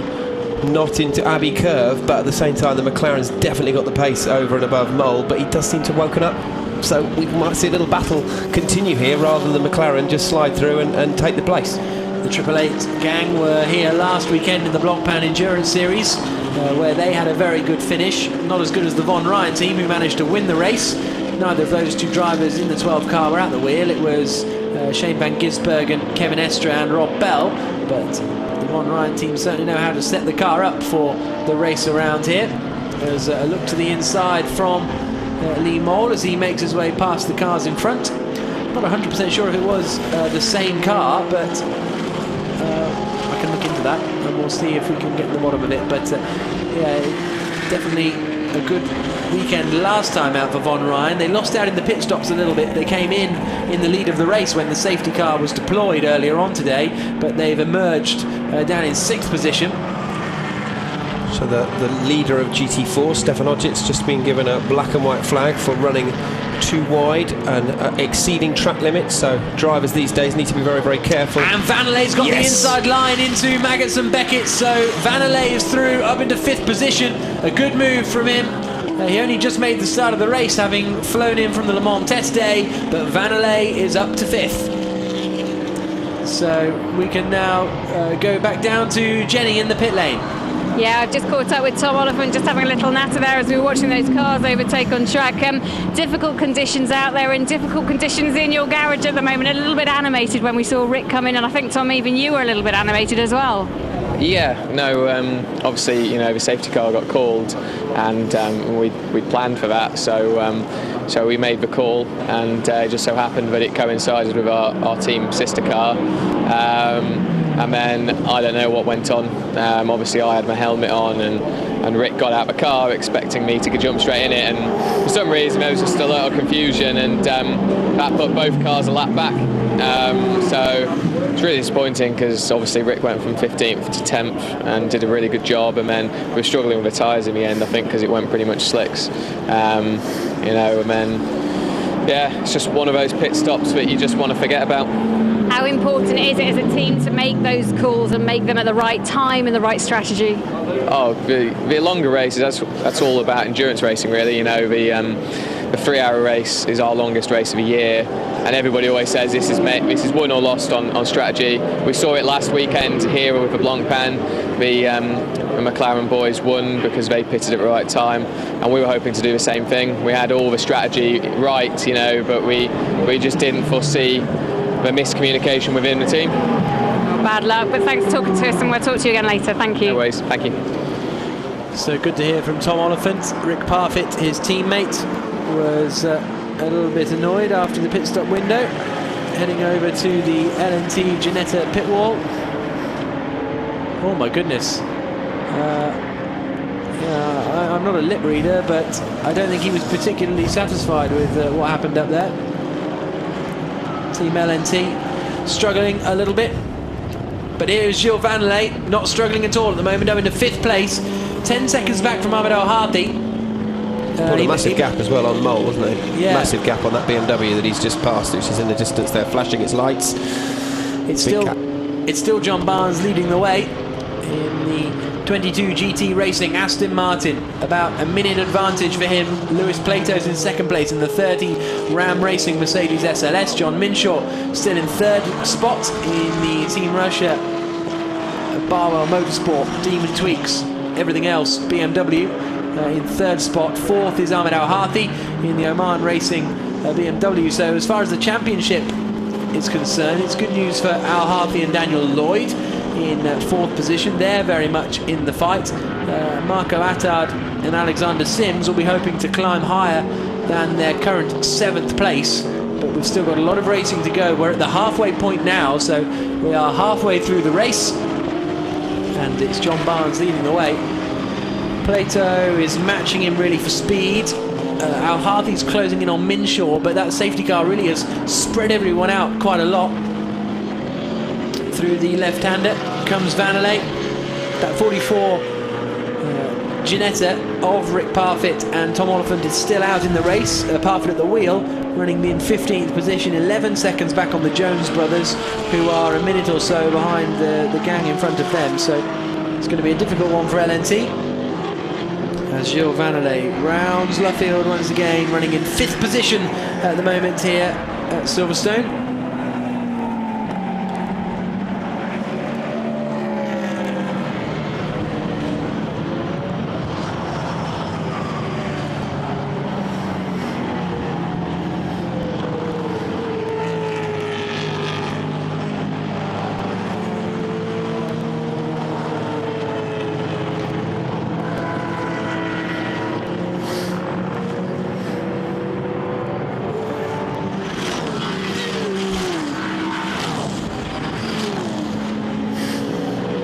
after 35 laps of racing. It's John Barnes leading the way. This is the battle, though, over 7th position. Jody Fannin in the 27 TF Sport Aston Martin has been absolutely flying since he got in the car and stuck some slick tyres on.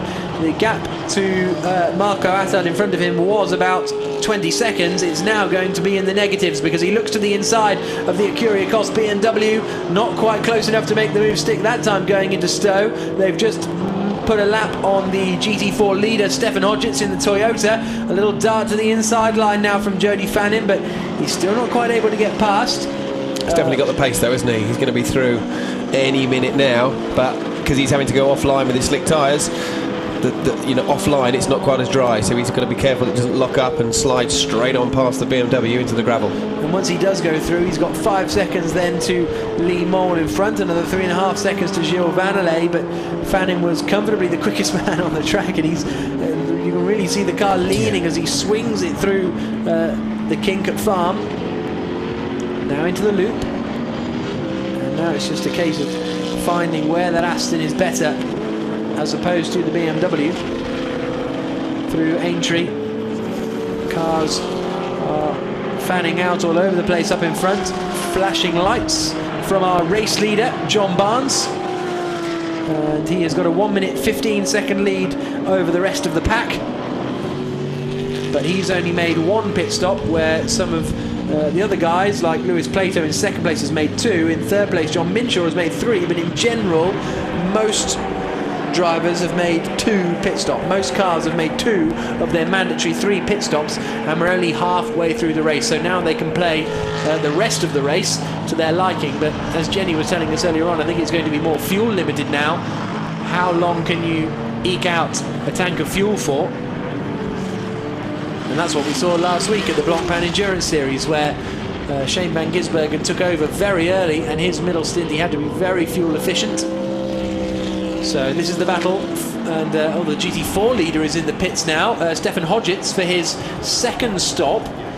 And yeah, I guess wasn't really expecting that, but he's come into the pits anyway, and that means that Jake Giddings is now going to be in the lead of GT4. Fannin still desperate to try and get past as they put a lap on the 32 Team LNT Ginetta of Steve Tandy. And that Ginetta actually blocked him a little bit through Stowe, so he actually lost a lot of time there. Through the right-hander as they come through now. That battle for 5th place continues, 6th place, but the battle for the lead in GT4 is very much on. It's Jake Giddings in the 47 car, and Jake Hill. Oh, Jake Hill just got a splash of mud all over the back of, over the front of his car. He just had to put the wiper on as well, because literally he's just covered that Porsche in mud. So thanks very much for that, matey, which is probably a bit of a tactical move. Yeah, exactly. It's like a Bond trick, isn't it? Yeah. I'm sure that happened in one of them. I can't remember which. Flick the oil button, squirt the car with oil. Exactly. But this is the lead in GT4. Stefan Hodgetts has just made his 2nd stop. Now Giddings in the lead has only made 1 stop. Jake Hill's 49 Porsche has been in for 2 stops. Jake Giddings' team manager has also been summoned to race control, which is interesting. New to the British GT Championship this year, the JWB Bird Motorsport squad used to race in the Volkswagen Racing Cup. And Jake Giddings in the lead of the class, and he was the champion last year in British GT4. Also raced in Clio Cup and Ginetta Juniors, the 20-year-old from Wisbech. But he's got a lot of pressure from Jake Hill up behind him as they come now through Woodcote. Lewis Plato's come into the pits as well from 2nd place. So the Ram Racing Mercedes SLS has come in as if by magic. There it is. Oh, look at that. Jack, you're good. You're good. No, the director's good. The director's good. Into the pits comes Plato then to hand back over probably to Alistair McKinnon. And that means they'll have done their 3 mandatory changes as well. It's still John Barnes leading the way, but he's only made 1 pit stop so far. As meanwhile, this is Lee Mole coming down into the left-hander. And I think that's a lap has been put on him by the race leader John Barnes. Meanwhile, the move has been made for 7th position. Jody Fannin has just got through past Marco Attard. I think it must have been just then into Stowe corner. Yeah, it was into Stowe. So Fannin has just made the move stick and is up into 7th position. Oh, Fannin's gone wide. Oh yes, Fannin he has. went wide at Abbey. Which bit of the track should we use? I'll use this bit, but he's, you know... Oh, he's not going to get that stopped.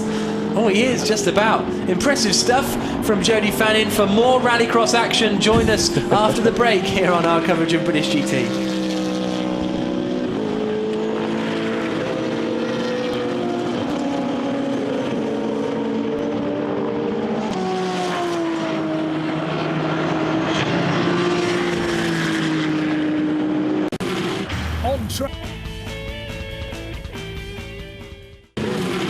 On track, on road, on Avons.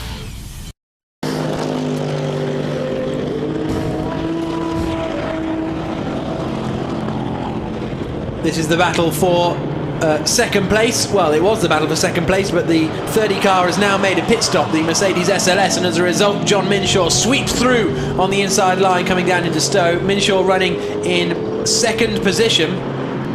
But just behind him in the Aston Martin is Ahmed Al-Harthi, charging down John Minshaw. There he is in the blue and white Oman Racing Aston.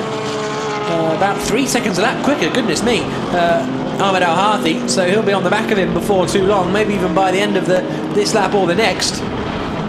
Alistair McKinnon's now at the wheel of the 30 car, but this car has made all of its mandatory pit stops.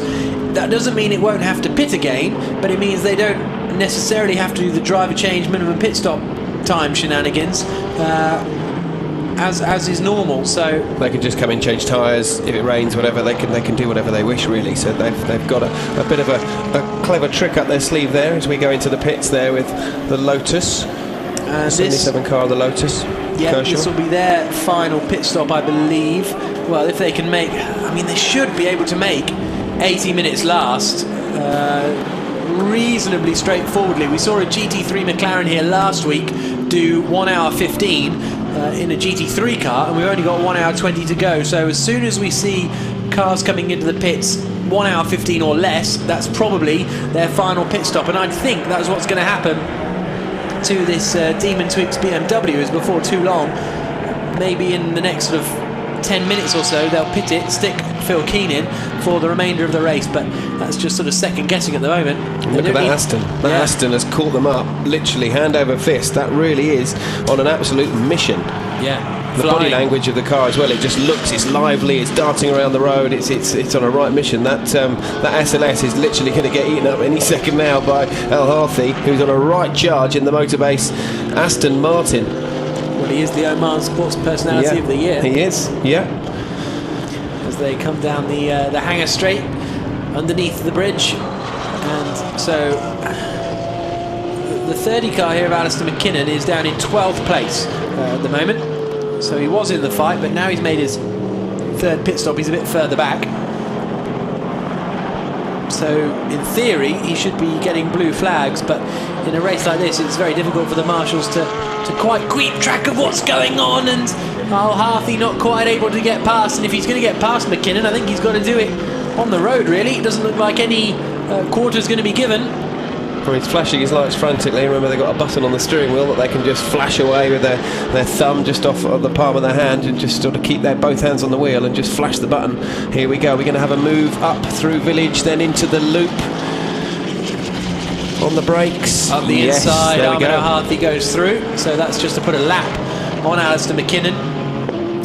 The 007 Aston Martin, meanwhile, after their spin on the first lap, then stayed out on wets for too long. They're down in 10th position on what is turning into a difficult day for Andrew Howard and Johnny Adam. And we've got a very slow Jamie Wall there, making his way down the back straight in the Stratum Motorsport car. They've been struggling with gearbox problems all weekend. They've had electrical faults with their gearbox, so the gremlin might have come back. It might be that, but that's a real shame for those guys, meeting them earlier. What a shame. They were running 4th in class.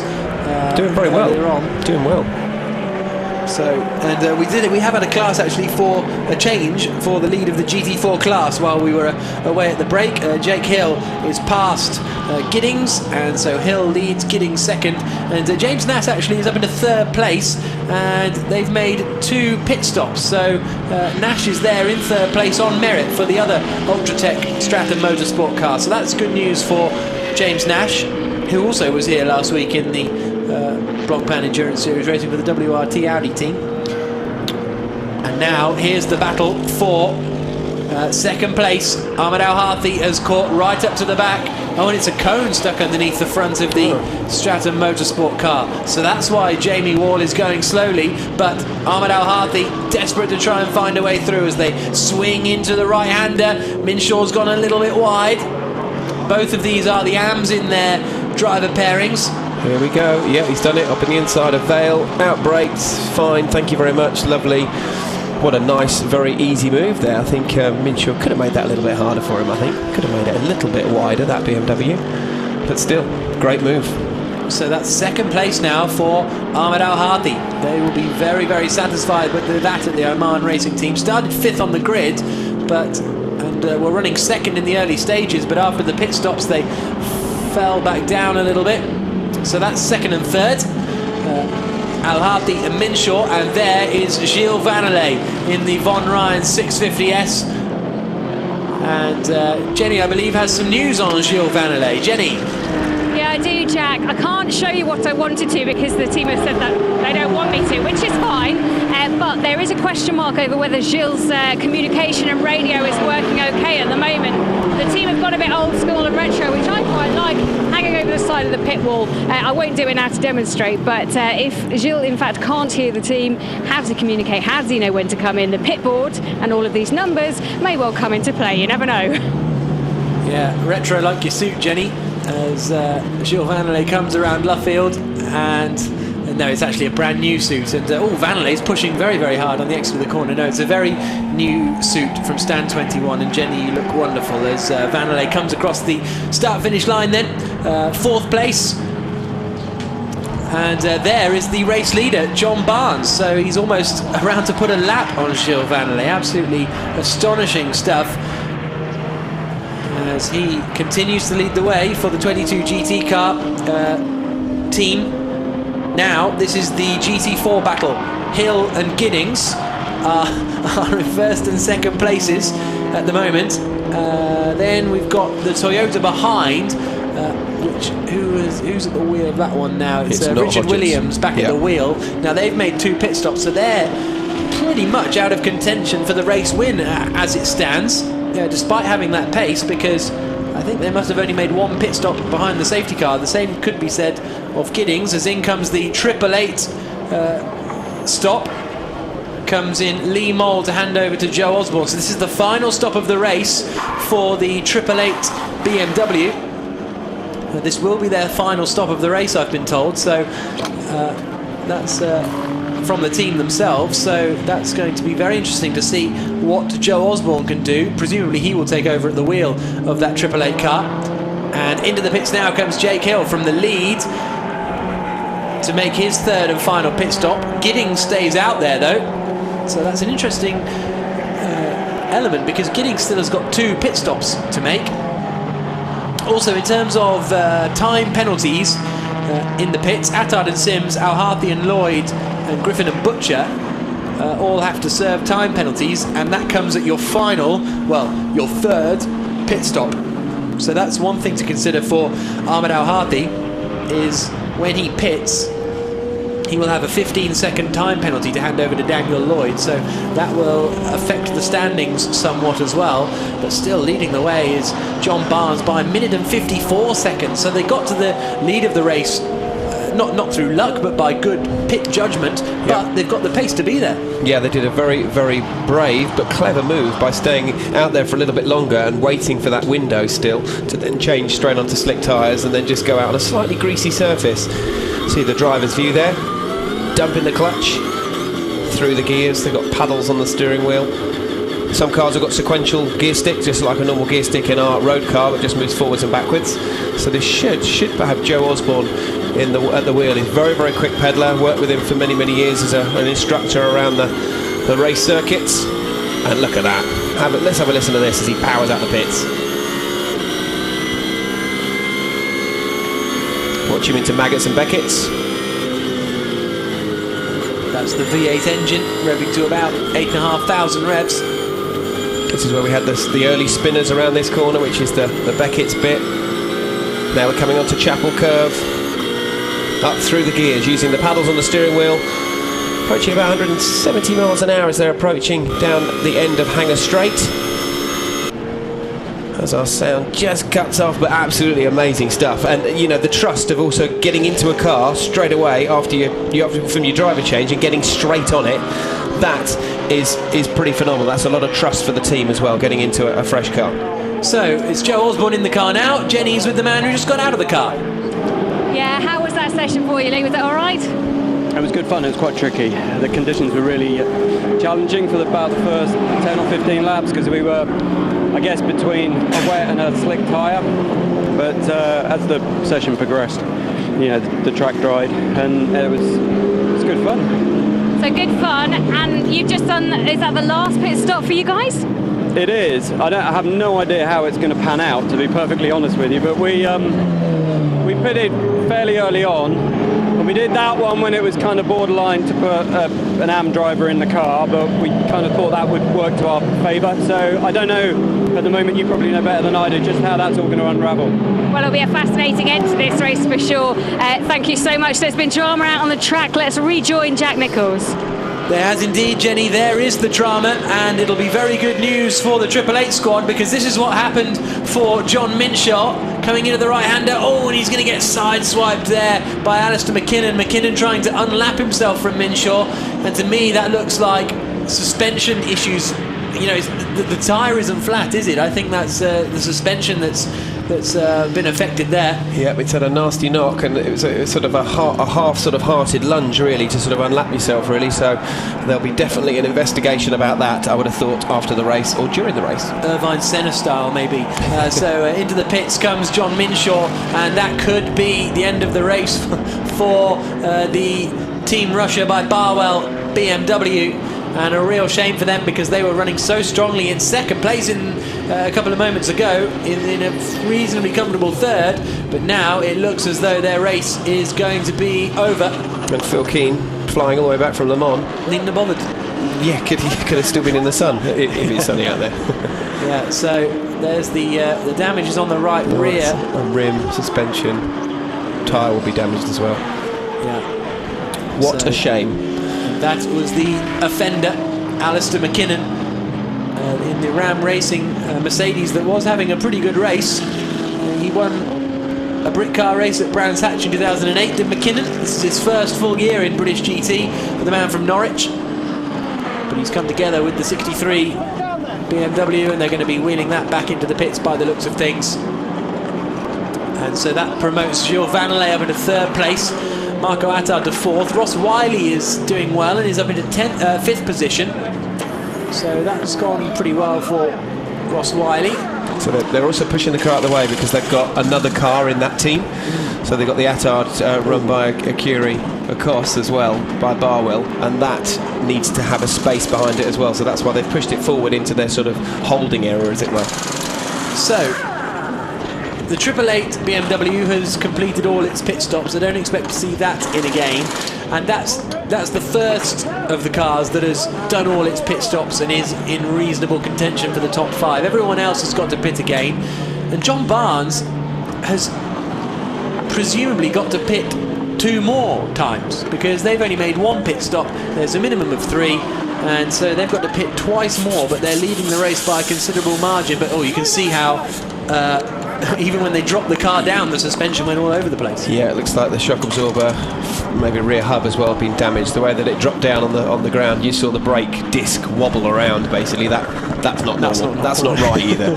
So what an absolute shame. But drivers in, ready to go. So we'll have to wait and see whether we can see that car out and see if the guys get the work done in time.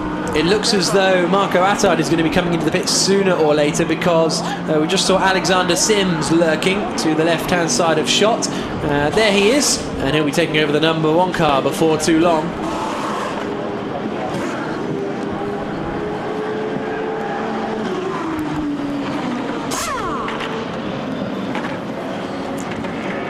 One hour and 8 minutes to go here at Silverstone, the Silverstone 500, round 4 of the British GT season, and Alexander Sims is about to take over at the wheel of the number 1 Acuria Cos BMW. That's our race leader, John Barnes.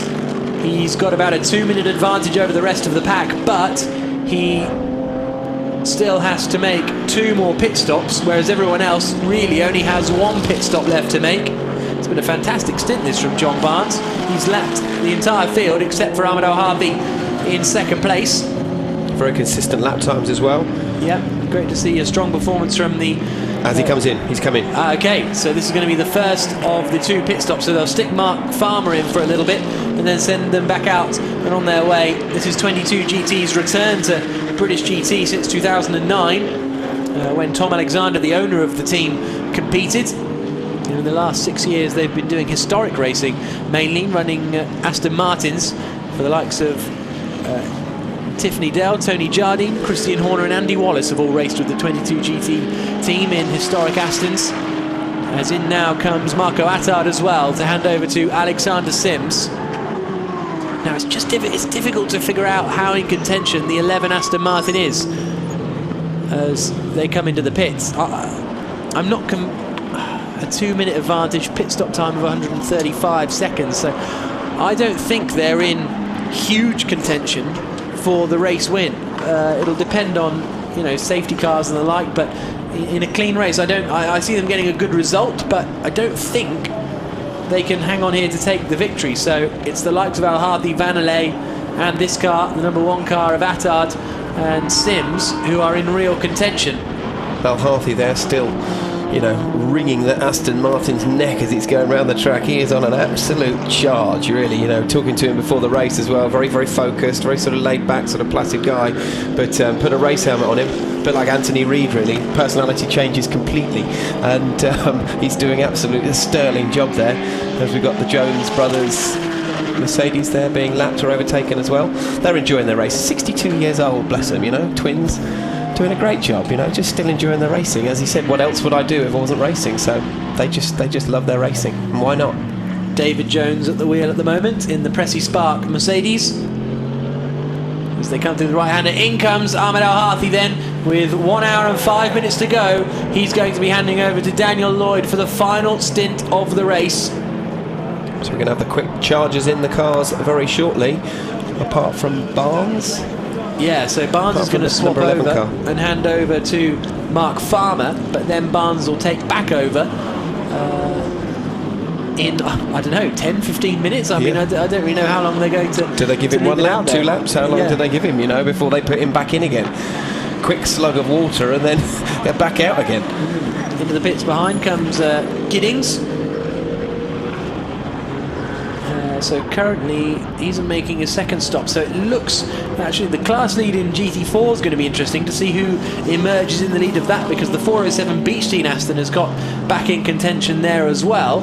They're making their final stop of the race at the moment, I believe, with Jamie Chadwick handing over to Ross Gunn. They were in 2nd place in the class. Giddings has just come in, I think, only for his 2nd pit stop, but meanwhile this is Gilles Vanillay running in 3rd position at the moment on the track.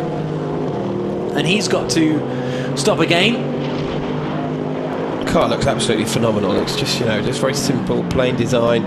Looks absolutely stunning, and he looks really good through the Maggotts and Beckett's complex. He literally, with the dive planes, those little bits of the black scoops that you see on the side of the car, just to get the car to grip down at the front, the aerodynamic extras that they can have on the cars, just literally kissing one of the little marker points that are stopping the drivers, cutting the corners that you religiously see touring car drivers do all the time. So absolutely well set up car, and doing a very sterling, sort of clean, tidy drive. Has Adrian Quaife Hobbs raced the car yet? I'm not 100% sure. Same could be said of Alexander Sims. I'm not certain if they've been out while the race has been on just yet, because they sort of swapped under the safety car and then swapped again. Yeah. So I don't think we've had Quaife Hobbs out there on the circuit at the moment in that 650S McLaren. So that'll be a fun battle in the remaining hour or so of this race. Well, we got some stop and go penalties. Yeah, it's the last thing you need in an endurance race when you've worked so hard with your tactics. It's the two Academy Motorsport cars, 61 and 62, the Will Moore and Dennis Strandberg car and the Chris Webster and James Harrison car, because they have both, and here they are serving them now, they both had too short a pit stop time. As we saw Vanley coming into the pits from the lead of the race now. There's Daniel Lloyd heading out of the pits, into the lead of the race. It was a real comedy wheel spin there, wasn't it? Yeah. Like from a cartoon. Vanley gets out and he'll hand over to Adrian Quaife Hobbs, the former Auto GP champion. But they'll fuel up that 650S to start off with. Won't need to fill it up to the brim. See the speed. 62 minutes to go. See all the fuel pouring in. So we can now hear from John Barnes. Let's see what sort of pit stops he's still got left to go. Jenny. Yes, John, a lot of question marks over strategy and what's happening. Can you give us any light on the tactics that you're running at the moment?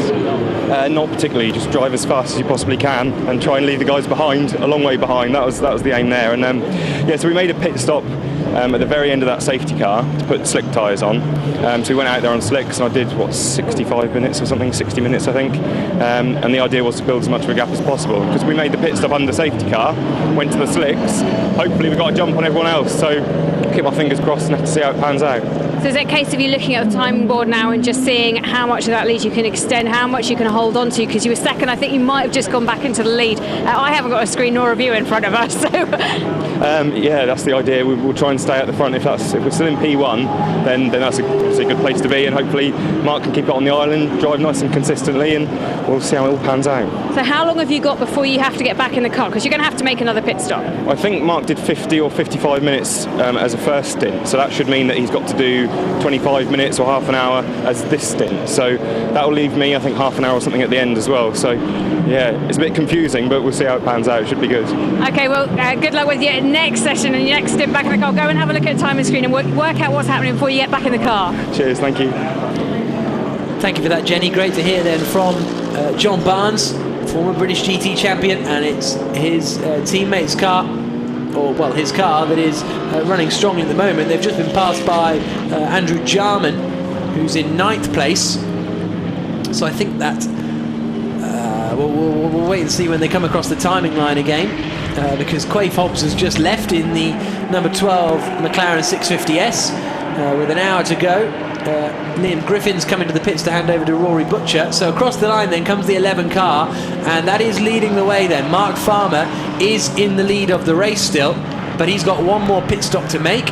Now what is the gap back to Adrian Quaife Hobbs? That's the crucial question,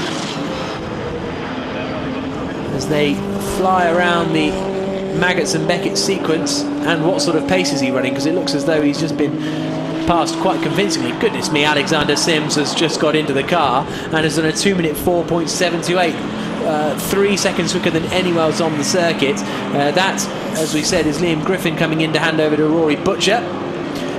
We've also got Ross Wiley in to hand over to Andrew Watson. Alexander Sims, meanwhile, is absolutely flying around. The GT4 leaders come into the pits as well. Terry Langley in the 71 car to hand over to Mike Hart. They've had a 3-second stop-go penalty as well for too short a pit stop. So, less than an hour to go here in British GT. It's Mark Farmer leading the way, but still a lot of action to come.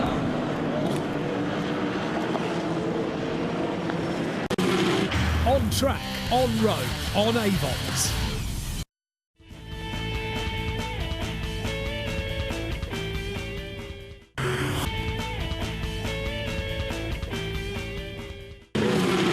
On track, on road, on Avons.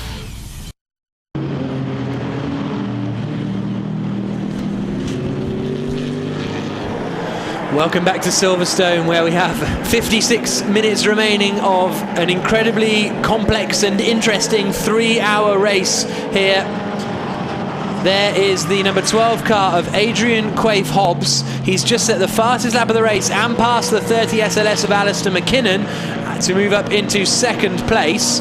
The 007 car that was in second is now in the pits, with Johnny Adam taking over from Andrew Howard. So that means we've got Mark Farmer leading the way in the number 11 Aston Martin, but he has one more pit stop to make. Of the men who haven't made pit stops, Quaife-Hobbs there in the number 12 McLaren leads. Behind him at the moment is that Mercedes, but they are about to lose out for Joe Osborne, who looks to the outside line to try and take third position away, and does so fairly easily over Alistair McKinnon. So the big question really is, when Mark Farmer pits, where will they come out in regards to everyone else? Will they still manage to hold the lead of the race? We'll get a better idea of that next time they all come around the timing lines, because we'll be able to tell the gap between first and second, and with a pit stop minimum time of 135 seconds, we can hopefully do a bit of mental maths. But fundamentally, leading the group of cars that have made all their pit stops is Adrian Quaife-Hobbs in the number 12 McLaren 650S from Von Ryan Racing, and then second in that group is now the 888 BMW of Joe Osborne, and third in that group is number 30 Alistair McKinnon. But they are second, third and fourth on the road, because we have Mark Farmer in the lead of the race on lap 50, who has still got one more pit stop to make in about 15 to 20 minutes time. So that's how it's working out, and it's now Adrian Quaife-Hobbs there, who's looking in a very strong position for the Von Ryan Racing team, and Adrian, a very quick driver, Charlie Butler-Henderson. Yeah, very, very quick, and what a great car to have underneath you as well, having a McLaren. So you've got the McLaren there that we can see there, and it'd be interesting to see if Farmer can keep the lead, knowing that Barnes is the faster driver out of the two of them. So, you know, you've got Barnes have done a sterling job there, very, very tactical, where they've just done their pit stop with the slick tyres when we had the safety car earlier on in the race. But just look at that. Mercedes, Aston Martin, Ginetta, as they power their way through Copse Corner. Around this 18 corners they're going to be manoeuvring through in these 3 hours of the GT race here at Silverstone. So we've just had, and that's the Giddings GT4 car going slowly with Griffin now at the wheel. Looks like he's getting going again. Yeah. But the gap now between the race leader, Mark Farmer, was to second place Adrian Quaife-Hobbs was 1 minute and 37 seconds. The minimum pit stop time from pit in to pit out is 135 seconds. So by that reckoning, Mark Farmer and John Barnes are going to get a good result here, but it doesn't look like it's going to be a race win. If all remains equal, it looks as though this 12 650S of Adrian Quaife-Hobbs is going to have a very, very strong result here. It's their first race in British GT for Quaife-Hobbs and Gilles Vanelay in the 650S, taking over the 12 car that was in the hands of Sally Yollick and Ewan Hankey at the last race, the last two races. But now it's looking like a very, very strong result for the 12 car. But 53 minutes to go. Anything can happen in British GT. And we'll try and keep an eye on the British GT4 battle as well, because we've still got a number of cars that haven't managed to pit. So Mark Farmer is leading the race, but he's got one more pit to come, which will, we think, put him out behind the 12 McLaren that's leading the way. And then behind him is the 888 BMW here with Joe Osborne at the wheel. Behind him is now Ahmed Al-Harthi and Daniel Lloyd's car. So they've managed to get past the 30 Mercedes on that last lap. So Quaife-Hobbs, Osborne and Lloyd are now the top three of the cars that haven't pitted. Still just Mark Farmer out there as a real sort of anomaly up at the front of the order, because they pitted just once behind the safety car, came out on slick tyres. It worked out beautifully for them, and they're going to get a great race result, but I don't think it's quite going to be the victory. So that's the situation at the moment, with 52 minutes to go. Interesting to see. We've got Osborne, Lloyd, Sims is clawing his way up, you know, and putting in some blistering lap times as well. So it's really, you know, we've really got the hard chargers out there that are going to be swabbling for position, trying to do their job. We've got the 30 car there of McKinnon as well, that got a little bit of damage, came together earlier with the Demon Tweaks, Minshaw and Keane car as well. That's where you can see a little bit of the green bodywork, just giving it an extra bit of aerodynamic downforce, as it were. But the car seems to be running okay. But unfortunately, the BMW came worse off against the Mercedes. Yeah, absolutely. But the Mercedes still has quite a big gap back to Andrew Jarman and Alexander Sims, who are behind. They're running considerably quicker, but at the moment McKinnon is managing to hold on. There is Richard Williams, who at the moment is in the 86 Toyota, which is leading GT4 for the time being, but still has to pit. So I think that means that it could be Ross Gunn and Jamie Chadwick who are leading in GT4 for the Beechstein Aston Martin squad, which would be a great performance from them. And the 30 car has just been given a black flag, so that Mercedes SLS has now been given a black flag for causing an avoidable incident when he was trying to unlap himself on the back of the 63 John Minshaw BMW, spun Minshaw around, sent them out of the race, and black flag for them, so no longer will they be in 5th spot. Fair? Yeah, fair. Yeah, I'll agree with that one. So there is Daniel Lloyd, and then there is the 30 SLS. That, meanwhile, is Godfrey Jones, I believe, at the wheel now of the 22 Mercedes. Johnny Adam has just set the fastest lap of the race. This is why he was black flagged. This was him unlapping himself. Yeah, so coming into Village Corner, Minshaw turns in, and then the naughty schoolboy number 30. Literally all the brake dust pouring out of the front wheel cluster of that BMW there. But yes, a bit of a over-exuberant move, half-heartedly, and it's cost him, the team, and his teammate the race. So Johnny Adam, the fastest man on track at the moment, but the 30 car has just been given a black flag, so McKinnon will have to come in.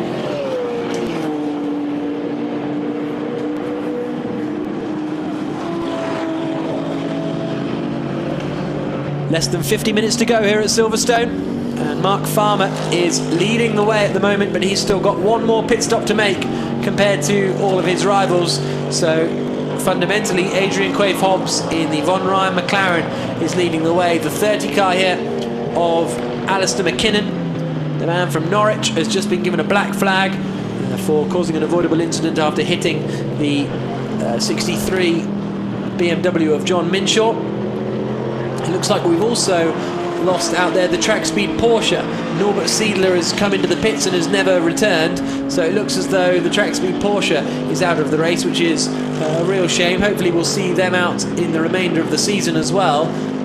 This is their debut weekend in the championship for this season, obviously.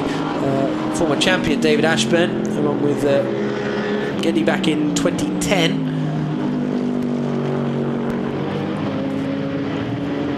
As we see Graham Coombs at the wheel of the 49 Porsche with the mud splattering from the black Aston Martin from its previous tussle in the GT4.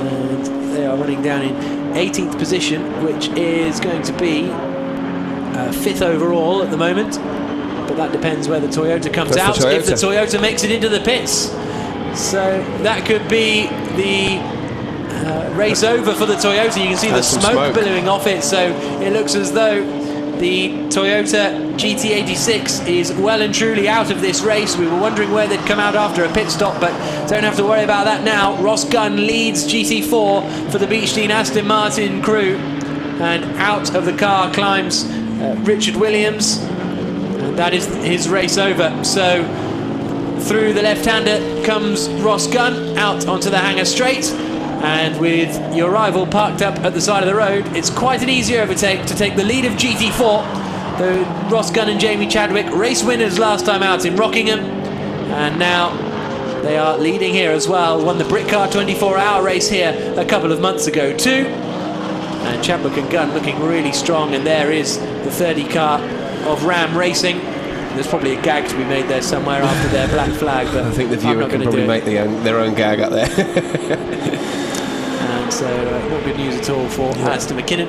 A shame, because they were having a really strong run actually, and their best result of the season so far was a 4th place in Rockingham, and they were looking set to get quite close to that, running in 5th position, but doesn't look like it'll be the case now. 47 minutes to go. That's our GT4 leader, Ross Gunn. Unaware that the indicator is flashing, knocked it at some point in the race, and or used it to let a faster car pass that's being from the GT3 class and has just left it on, because obviously you can't hear the clicking of the indicator on a race car because there's so much noise in the cockpit. Team manager of Acuria Kos has been asked to go to race control, so that's an interesting one for the number 1 car that's running in 7th place at the moment. And as far as the championship is concerned, that's going to be an interesting one, because leading the championship by 1 point were Marco Attard and Alexander Sims, and they are currently still in front of Rory Butcher and Liam Griffin, so they'll hold on to the championship lead, I think, but it'll all tighten up behind them, especially if this man Daniel Lloyd can get a good result in the number 2 Omani Aston Martin as they come through Cox Corner, heading down in towards Beckett's and Maggots. So things are looking good for Daniel Lloyd. His teammate Ahmed Al-Hathi is down in the pits and he's talking to Claire Cottingham. Well, Ahmed, looking good for you guys at the moment. You're 4th, and as it stands, it looks like it could all pan out, that this could work out really well for you. Yeah, it was a really tough stint for me, to be honest. I knew I had to do about an hour in the car and to just drive every lap as a qualifying one and just do as much as I can to give Dan a car that he can race with and still keep us in intention, although we were carrying a penalty for Rockingham's podium. But it was, I enjoyed every second of it, to be honest, because every lap was a battle. Changing conditions out there as well. Do you think you are in that shout that you could be at least on a podium?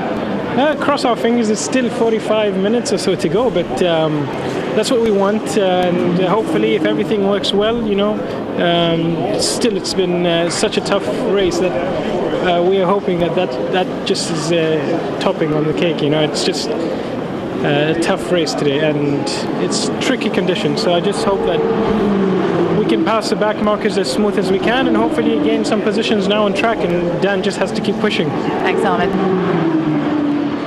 So thank you very much for that, Claire. And there is Daniel, who is continuing to push, and he is 6.5 seconds back from Joe Osborne and lapping at a similar pace at the moment, so it's going to have to take something impressive for him to try and close in that gap at the moment. Last lap, it was 0.4 of a second slower. A stop and go penalty for car 62, which is in the GT4 class, and that is Academy Motorsport. That's their second stop-go penalty for 2 shorter pit stops, so not the best of news for Academy Motorsport. They need a new stopwatch. yeah, exactly. But it's Mark Farmer that continues to lead the way, but he has got one more pit stop to make and is only 1 minute and 11 seconds ahead of Adrian Quaife-Hobbs, so it'll be Quaife-Hobbs that inherits the lead of the race when Farmer decides to come into the pits, by the looks of things. Good drive though from Daniel Lloyd. That last lap though, he lost out 1.4 seconds to Joe Osborne in front, and Sims was 1.8 seconds quicker, so that's going to be the battle as it was in Rockingham. Sims closing down on Daniel Lloyd in front. Yeah, and it all depends on where you catch and where you have to sort of fall over or trip over the back markers as well. They're in their own race, remember, they're trying to do their thing. You're in the faster car trying to pass them, but also trying to get the fastest lap of the race, get some extra points for the team and not get tangled up with them as well at the same time. As we there see the 44 car, the Ginetta, as we saw Rick Parfitt Jr. there, not overly happy with the slight confusion of the pit stop that we saw him gesticulating to his team. No, absolutely not happy at all. Not happy at all. That's probably the angriest I think I've ever seen him. He's normally always smiling or singing, one of the two. There's Gavin Kershaw. He's running in 5th place in class at the moment, but he is closing down very quickly on Graham Coombs in front of him, and in turn very quickly on Kieran Griffin in front of them, but actually it's going to be Coombs that's going to be coming up first for 4th place in class. So Gavin Kershaw looking quick in the Lotus Evora, closing in on the Porsche in front. Just looks so much smaller than the other cars out there, doesn't it? Still they've got to run to the same regulations, same tyres, same weight limits, etc., same restrictors on the engines. It just looks absolutely tiny, but makes it very nimble through the corners and very, very quick as well at the same time. Give it a circuit with more corners like the Snetterton 300, which we'll be going to later this year. it makes it more nimble and more manoeuvrable, which is good. So catching the Porsche. Yep, absolutely. The mud-stained Porsche. And the 77 Lotus took victory in the first race of the season at Alton Park. After a strong, second race of the season it was fourth in the first race of the year, but then took victory in the second race at Alton Park. Oh, it's slowing. Oh no. What have you done, Charlie? I didn't say anything. You were saying how good it was. So that's a real shame for Gavin Kershaw, suddenly slowing after closing in so quickly. Whoa! And goodness me, that was Adrian Quaife-Hobbs flying through and almost collecting the back of Gavin Kershaw. That was a heart in the mouth. Literally, we were looking down at our timesheets and at the screen as that happened. It was like, whoa, that was close. So Kershaw, very experienced driver, gutted now that he's lost the absolute gap on the Porsche. But that was he would have definitely. It's a replay. So slowed right down. The Lotus chasing the Porsche earlier, slowed down, picks up the pace. Oh, McLaren committed to taking. He was doing. Quaife-Hobbs knew what he was doing there. Yeah, he did. Okay. Oh, you made it sound so boring now. Yeah, exactly. That was a really cool, close move. Love it. So out onto the Wellington Straight comes the 77 car that apparently has been sort of slowing every other lap. So maybe they are struggling with issues there at that Lotus Evora. It's Ross Gunn in the Beechley Aston Martin that's leading the way in GT4. Still waiting for Mark Farmer to pit from the lead of the race in GT3. 40 minutes of action still to come. On track, on road, on Avons. On track, on road, on Avons.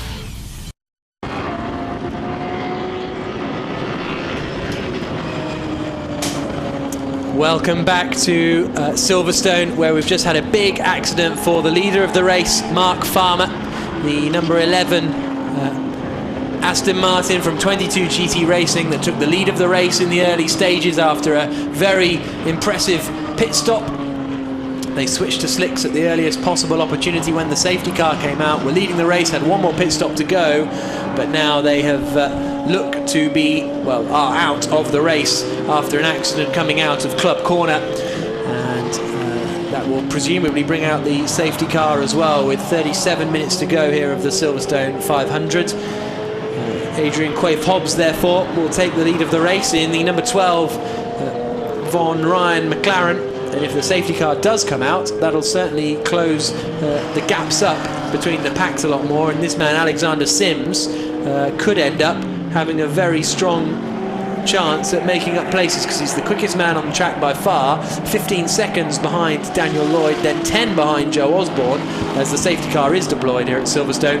But if the safety car comes out, which it has done, those gaps will close up, and Alexander Sims could be looking in the box seat.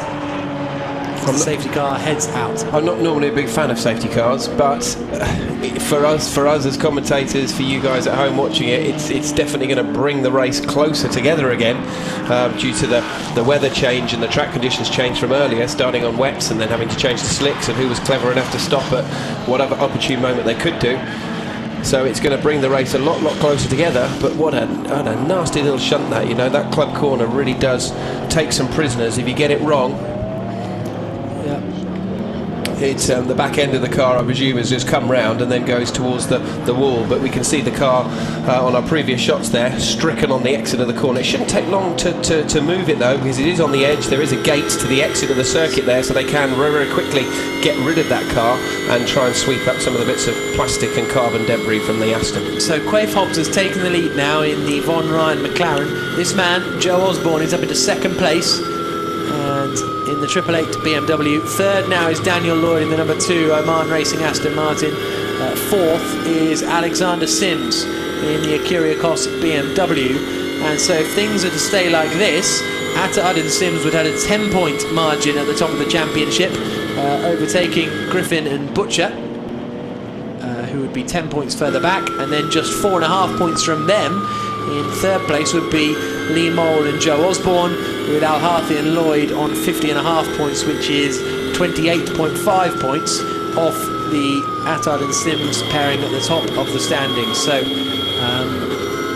That's how the situation would unfold. But now that the safety cars come in, it could all change around, because we could have lots of different changes for the lead of the race. Everyone else now will make their final pit stops if they haven't done already. In GT4, that means Kieran Griffin has come into the pits, which is the car we're looking at here, the 47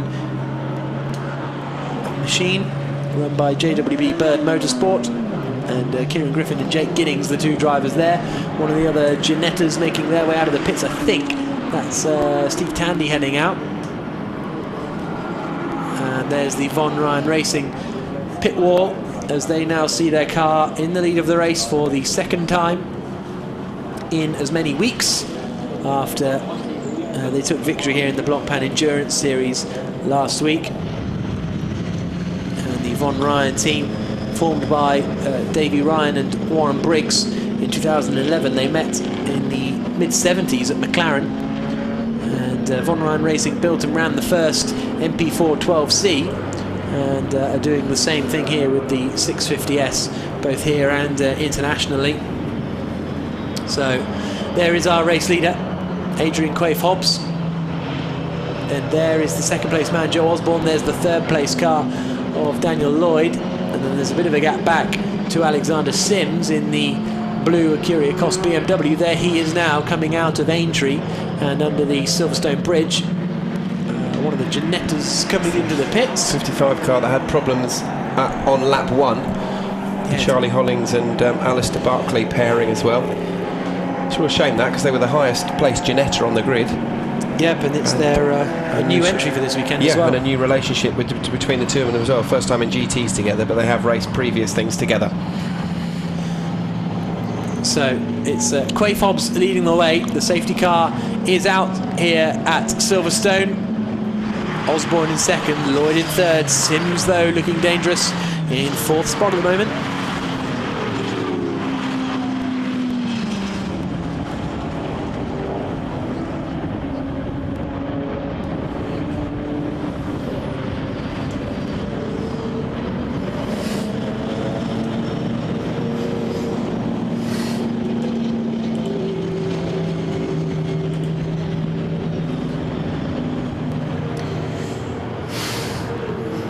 Well, there is Mark Farmer out of the number 11 Aston Martin, talking to the medical staff. That's great to see. The 53-year-old from Bath, who started racing in 2012 in Caterhams after racing motorbikes in his youth.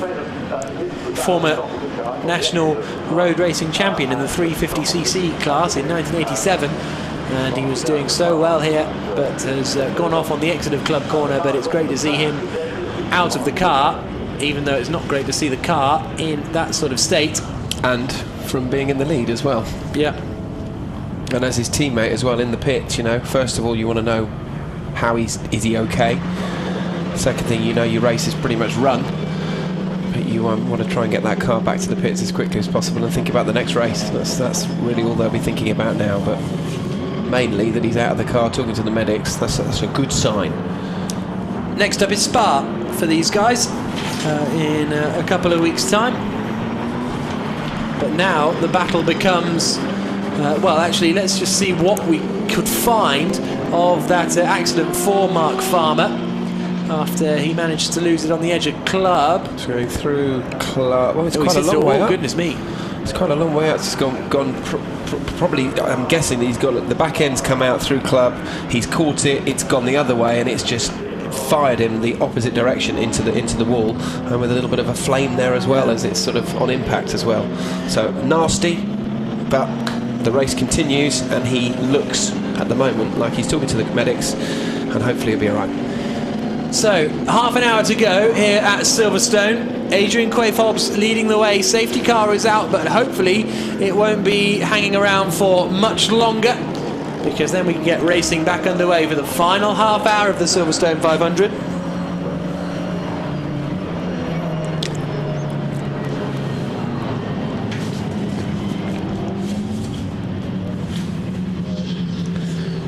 And so we lost two class leaders in 1.5 laps as the 86 Toyota broke down as well. That was doing so well as well. It was getting some really good airtime on the TV. It was getting some good coverage from being in the scrap and leading as well. What a real shame for Hodges and Williams there in the Toyota. So now we have got a real race on for the remaining half an hour or so, because all of our GT3 leaders are there, all in a line, one after t'other. With the odd back marker in the middle, but hopefully they'll get out of the way quickly. Yeah, the good thing is they're GT4s, so they are slower than the GT3 cars. It's not just like their back markers, they are a different class of car. So here's a look at the order with half an hour to go. It's Quaife Hobbs leading the way ahead of Osborne in the 888 BMW in second. Ahmed Al-Harthi and Daniel Lloyd are in third place for the Oman Racing team. Attard and Sims in a Curia Cos are in fourth place. Jody Fannin's up in fifth position in the TF Sport Aston Martin. Completing the top six is the other Von Ryan McLaren of Andrew Watson.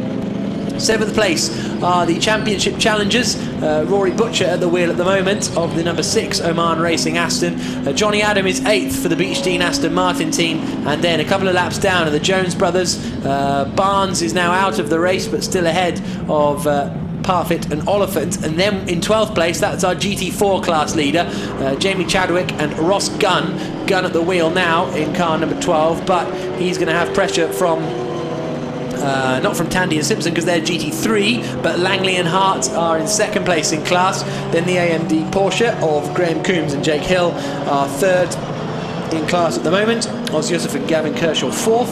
I haven't seen much of Paul McNeely and Jamie Stanley, but they're running fifth in class at the moment in front of Alexander Sherpan and Birch there in 18th place overall. Moore and Strandberg were leading GT4 in the early stages but have dropped back. Same can be said too of Griffin and Giddings. Then we've got Taffender and Nash, who again were running towards the front but they've slipped back a little bit as well. Anna Valeska and Rob Garofal in 24th position overall for the University of Bolton team. And then we've got some of the retirements. So McKinnon and Plato have been disqualified. Johnson Robinson out of the race. Williams and Hodgetts out of the race. Patterson and Davenport out of the race. The rest of those guys are out of the race. So that's after 61 laps.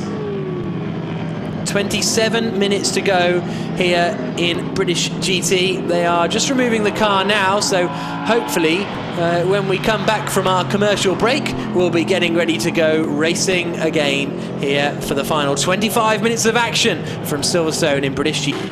On track, on road, on Avons.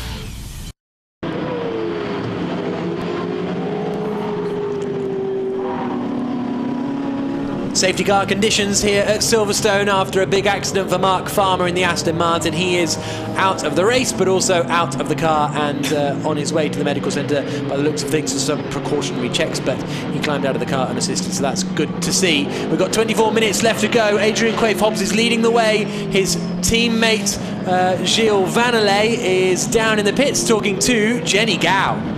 Yeah, Gilles, just watching the number 12 car behind the safety car at the moment. What a great stint you've managed to have out there. It's going well. Yeah. Really, it was very crazy. Just I arrived since Le Mans and it's raining. I jump in the car and yes, good thing. But I think with the safety car we lost time. Yeah, I can't believe you were at Le Mans and you made it here with, what, 1 minute until the race? Yes, exactly, because yesterday evening we don't in the briefing, and Eduardo wanted to see all the pilots this morning at 9:30, and it was very, very short to arrive. I changed in the plane, my helmet in the car, and running on the pit. And do you think Adrian can remain in front? Can he keep the lead now with how long? 22 minutes left? Yes, race is long. When the race finish, we can be happy. Okay, well, I think the action's going to get underway again very soon. Thank you, Gilles, and fingers crossed to the end of this race. Okay, thank you very much. Thank you very much for that, Jenny. The Parisian Gilles Vanelay, 56 years old, former champion in the 2007 FIA GT3 European Championship. So a very good performance from him in 2007. Him and Henri Moser in a Corvette that year.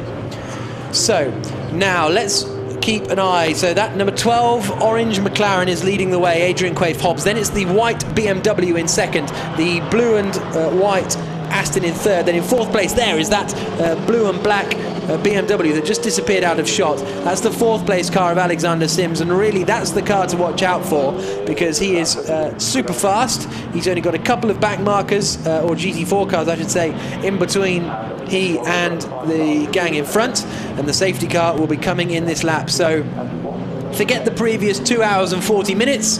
It's going to be a 20-minute sprint race that we've got coming up for you here. The other car to keep an eye out is 007, and that is Johnny Adam, and he's a little bit back in the pack, but he is there or thereabouts. So you've got the first Beechstein Aston, which is the GT4 car, and then a couple of cars behind there. Just coming through Club now is Johnny Adam. He's going to be one to watch out for too in the remaining 24 minutes, because that's the man that took pole position there with the green flash across the windscreen. That is Johnny Adam. Jody Fannin is even further back, but Johnny Adam set the fastest lap of the race just before we went under safety car conditions. So Charlie Butler-Henderson, a lot of guys to watch out for, and we could have a fun 20 minutes. Yeah, I'm looking forward to this last 20 minutes. The safety car was absolutely perfect timing, but just a real shame that the leader had to have so much damage on the car, which is a real shame. But yes, we've got some really quick pedalers out there. We've got a dry circuit. The lights are out on the safety car. The guys are weaving their tyres left and right, trying to get as much heat into those tyres as possible. And yeah, I can't wait. No, should be good. Alexander Sims will want to get on the podium. Kyrgios have been on the podium every single year so far.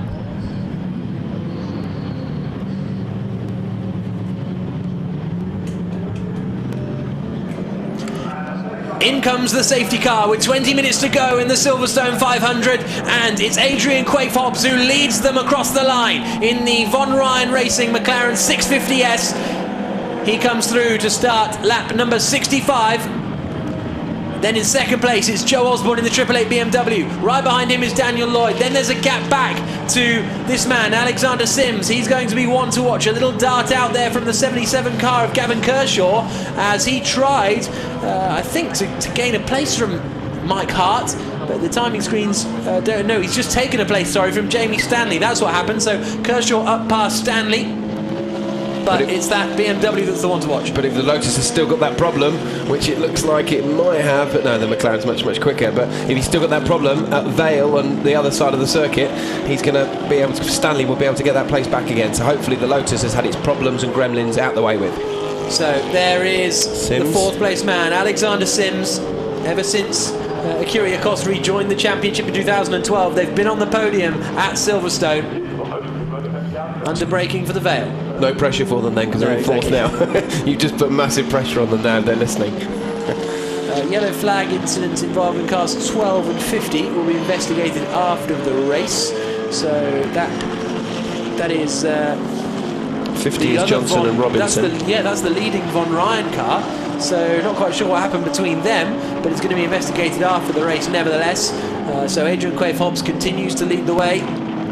There is Jody Fannin darting to the inside line in the 27 yellow and blue Aston Martin.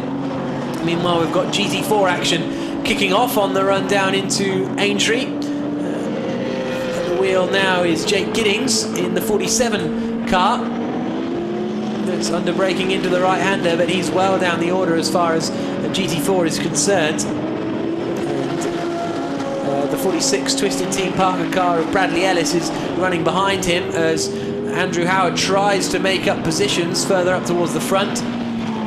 Jamie Stanley has got back in front of Gavin Kershaw, but Kershaw's trying to get back past towards the inside line, and Kershaw does manage to go through. This is all about the final podium position in GT4, because Ross Gunn is leading the way in the Beechstein Aston. The Quantumatic Racing Aston of Terry Langley and Mike Hart is in second place in class, but this is all the battle over third place with Jody Fannin in that 27 car trying to filter through as well. as they come across the line. Great battles in GT4 as ever, and Jamie Stanley, is he about to lose out to the 53 Stratton car behind? No, because that's a back marker. Yes. James Nash a couple of laps down, so that's not really working out. There's only 1.2 seconds between first and second places, and Osborne has just set the fastest first sector of the race so far, so the battle for the lead is very much on. Osborne was 0.7 of a second quicker than Quaife Hobbs on that last lap. So here is the leading McLaren through Club. Coming out of Club, you've got the BMW now, so that's the gap. That is for the race lead, and then you've got third. Absolutely unbelievable stuff for a 3-hour race. We've seen different weather conditions and so many pit stops as we then pick it up on board. So hammering over the curb on the inside of Abbey. Now coming into Village, which is a very sharp, greater than 90-degree corner, really sharp corner. Then getting on the power, try not to get any wheel spin, dabbing the brakes, squeeze the power on as quickly as you possibly can out of the loop. Coming round Aintree now, and then leading down Wellington Straight. It's a long old blast down there over the old Silverstone bridge there. So as we power down, coming in now into Brooklands, lots of hospitality suites on the right hand side, lots of spectating areas. Been held up. Here we go, this is great. So Joe Osborne was now thinking this is good, smiling inside your race helmet, thinking this is fantastic stuff. But the McLaren's just managed to get past the back marker in a time, which is the Porsche. Kissing the curb on the inside of Woodcote. Completely dry now, so they can use all of the curbs as much as they possibly can. Hard on the brakes, down a gear, turn tight to the inside, over the curb, back on the power again. Really got a good run through there. Both of them very consistent there as well. You can see the last lap comparison in the bottom hand corner of your screen as we go through. Maggots now coming into Beckett's. That McLaren really is literally using every inch of road as it possibly can, coming through now into Chapel. Long sweeping left-hander on the long blast down the famous Hangar Straight here at Silverstone on the fabulous fast Grand Prix circuit. And this is the gap we're seeing from the external shot. Sims is closing in 1.4 seconds a lap over Daniel Lloyd in second place. The gap between first and second came down by half a second on that last lap. So with 15 minutes to go, it's anyone's guess who's going to take victory in the Silverstone 500 here. Joe Osborne, the 26-year-old from Bedford, in second place in that AAA car, pushing very hard. Made his British GT debut in 2008 in the GT4 class, finished third in the championship. He was the 2009 European GT4 champion. And he's really proving his worth in GT3 machinery as well. Was stunning in the Blancpain Sprint Series race at Brands Hatch some 2 weeks ago. He's very good on the brakes as well into this tight complex. So through Village, through the loop where we are now, he's really caught the McLaren up. But it's all about, which car's quicker down the straight, which one's got the most aerodynamic sort of flow, who's the fastest going through the Hangar Straight and Wellington Straight now. Tight to the inside through Brooklands. And then coming into Luffield. So through the right-hander of Luffield comes that 650S that, as I say, won last week in the Blancpain Endurance Series. John Watson was on pit lane reporting duties that time, and Dave Ryan said it was the greatest race win since one of Watty's wins. as they come into Copse Corner. And the gap between them has gone up again a little bit to 1.118 seconds. Adrian Quayfobb's leading. Joe Osborne in second place. It's just 1.6 seconds now between Lloyd and Sims in the battle over third place, though, the final podium spot. And if Sims could get past Lloyd, that would extend their championship advantage even more. We're on board now a little further back in the pack, I think, with Rory Butcher, who is right up behind Andrew Watson in the battle over fifth place. As they now come under the bridge. And that's the external shot of the shot we've just seen. So McLaren in front, Aston Martin behind. That's what we've just seen on board with Butcher in the number 6 car. So he weaves his way around, through Stowe Corner, trying to control the power of the rear-wheel drive Aston Martin. And they've got Johnny Adam right behind them too in that Beechstein car. So this is going to be very interesting. 12.5 minutes to go. Out past the wing once again, and if anything, I think it's Adam closer to Butcher than Butcher is to Watson. Different a few corners ago, but I think Butcher seems to have sort of started to use his mirrors a little bit more, seeing that the Beechstein Aston is behind, and sort of gone a little bit defensive. Yeah. Hence that's let the McLaren loose a little bit from that little squabble that they were having. Yeah, it's all over 5th position. These two Astons are in 6th and 7th, but they're not far back from Watson in 5th as they come out through the left-hander of Aintree, and he's got a really good run there as they come down towards Brooklands. Let's just see if there's going to be a move from Johnny Adam here. Looks to the inside line, not quite close enough. As they come through the left-hander, one of the Ginettas having a little spin, and that is the car that was in 5th place in the GT4 class. A spin there for James Birch in the car he shares with Alexander Sherpen. It's just 0.4 of a second now between 3rd and 4th in the battle over the final podium spot. Here they come into view. Daniel Lloyd in 3rd, going very, very wide there. The gap between the leaders seems to have sort of settled down a little bit, but this is the battle now for 3rd place. Lloyd and Sims.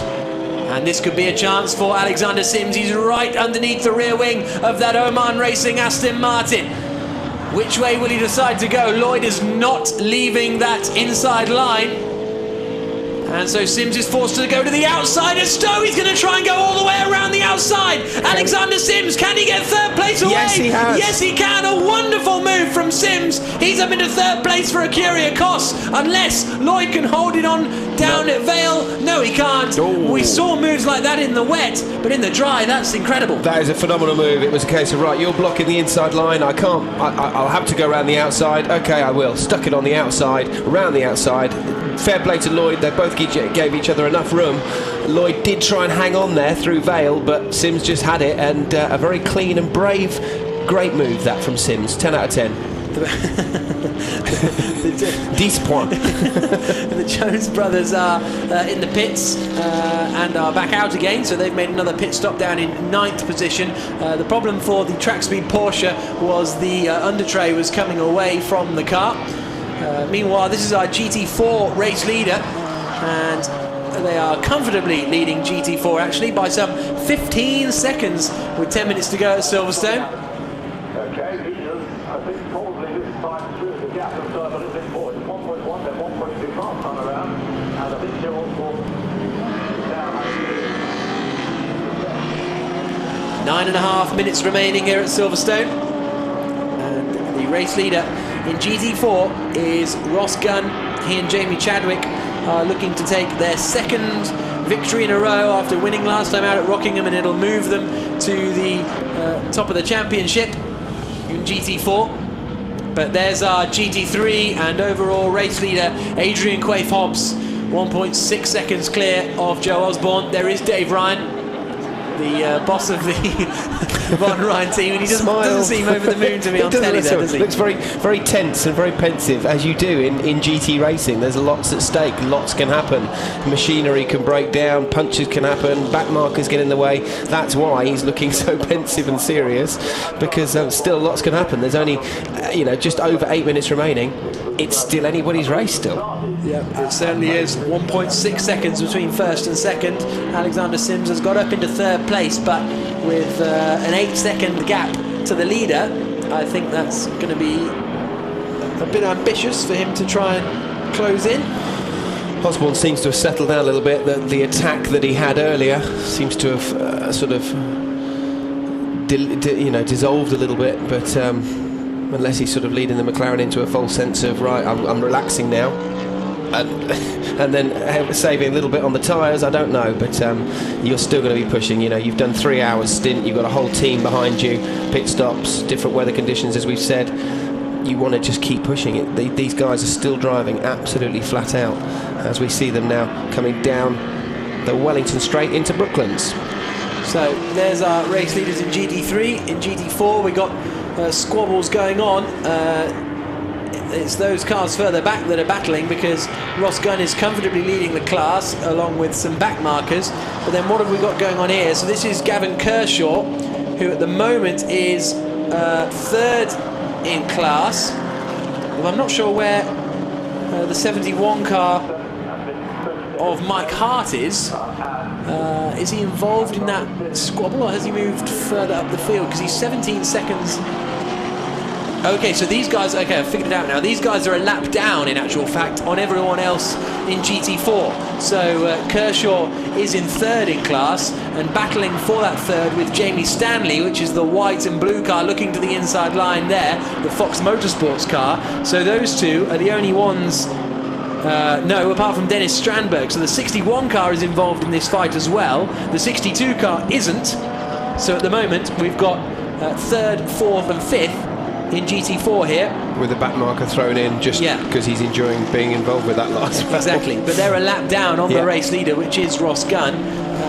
Stanley there getting a move on the inside, putting the nose of the Ginetta up on the inside there of Aintree, but didn't quite make it stick. But good run out of there from Stanley and the Ginetta. Yep, trying to get past the Aston Martin of Dennis Strandberg, and that is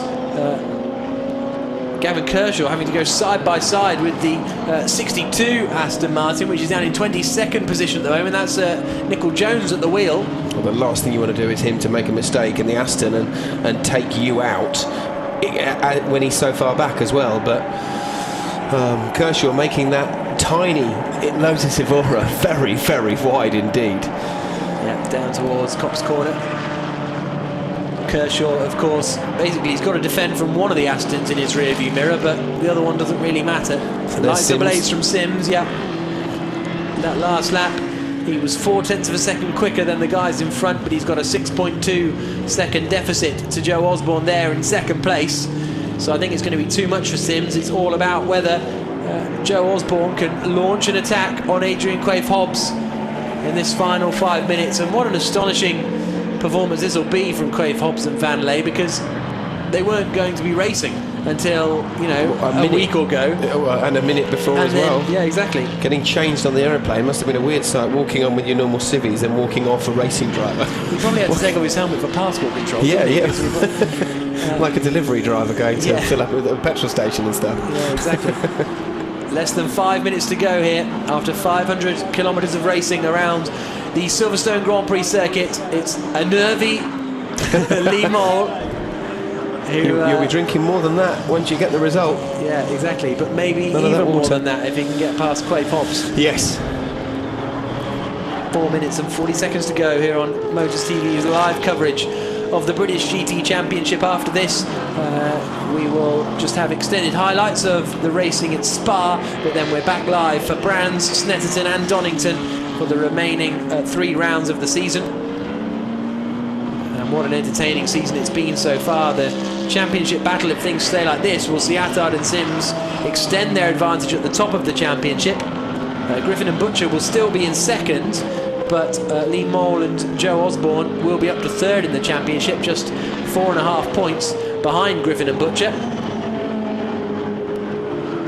Although Butcher actually has got up into 5th position now, hasn't he? And so he has got past Andrew Watson, and Johnny Adam is just 0.3 of a second behind Butcher. So that Aston Martin battle for 5th place is going to be one to keep half an eye on in the final 3.5 minutes, as Adrian Quaife Hobbs puts a lap on one of the Ginettas.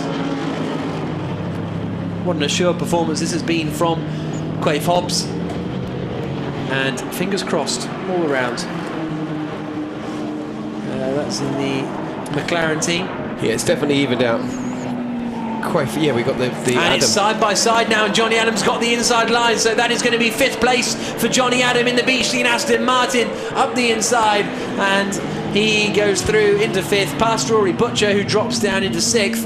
And what a frustration this will be for the 007 car after they spun out of the lead on the very first lap. Bit of damage on the black and orange Aston Martin there. The bonnet is up in the air. So I don't know if they just nudged each other at Luffield. I don't know, but something's definitely just literally happened to the bonnet of the Aston, and the fact that it's now flapping around and has caught our attention. So great move from Johnny Adam there, though. But going back to the leaders, the pace, we've got Quaife Hobbs and Osborne. The pace of those two are very evenly out. They're doing pretty much identical lap times, hence the gap is staying the same. Yep, absolutely. Let's have a look back at what happened to the bonnet here. Oh, he's gone into the back of Andrew Watson. So look at that. Johnny Adams taking 2 places in one fell swoop there. That was impressive stuff. Yeah. And then it was a couple of laps later that Adam got the inside line and managed to take the lead of the race away. No need for any black flags or anything, or any warnings, I don't think, because it's still well and truly secured on the car. But he probably is. He knows he's hit the McLaren, but he's probably unaware that the bonnet is that high up, because they sit so low and so far back in these cars. He probably can't even see. So just over a lap to go, and Adrian Quaife-Hobbs, former T-Cars champion, is starting to extend his advantage over Joe Osborne in second place. It's gone up to 2.1 seconds now. Alexander Sims is doing all he can, but I don't think he's going to be close enough to close in. We'll just see him at the back of the shot. There we go, the blue, the second car right in the distance there is Sims. But first, second and third, literally on the one straight of Hanger Straight at the circuit. You know, that's a good job done by the organisers and by the championship to give you that close racing after a 3-hour endurance race. Absolutely. Through Woodcote for the penultimate time comes Adrian Quaife-Hobbs in the Von Ryan McLaren 650S. They led the way right from turn 2, pretty much, when Andrew Howard spun out of the lead, and they had some troubles under the safety car. Got knocked back as different strategies appeared here and there, but they have managed to get back on top.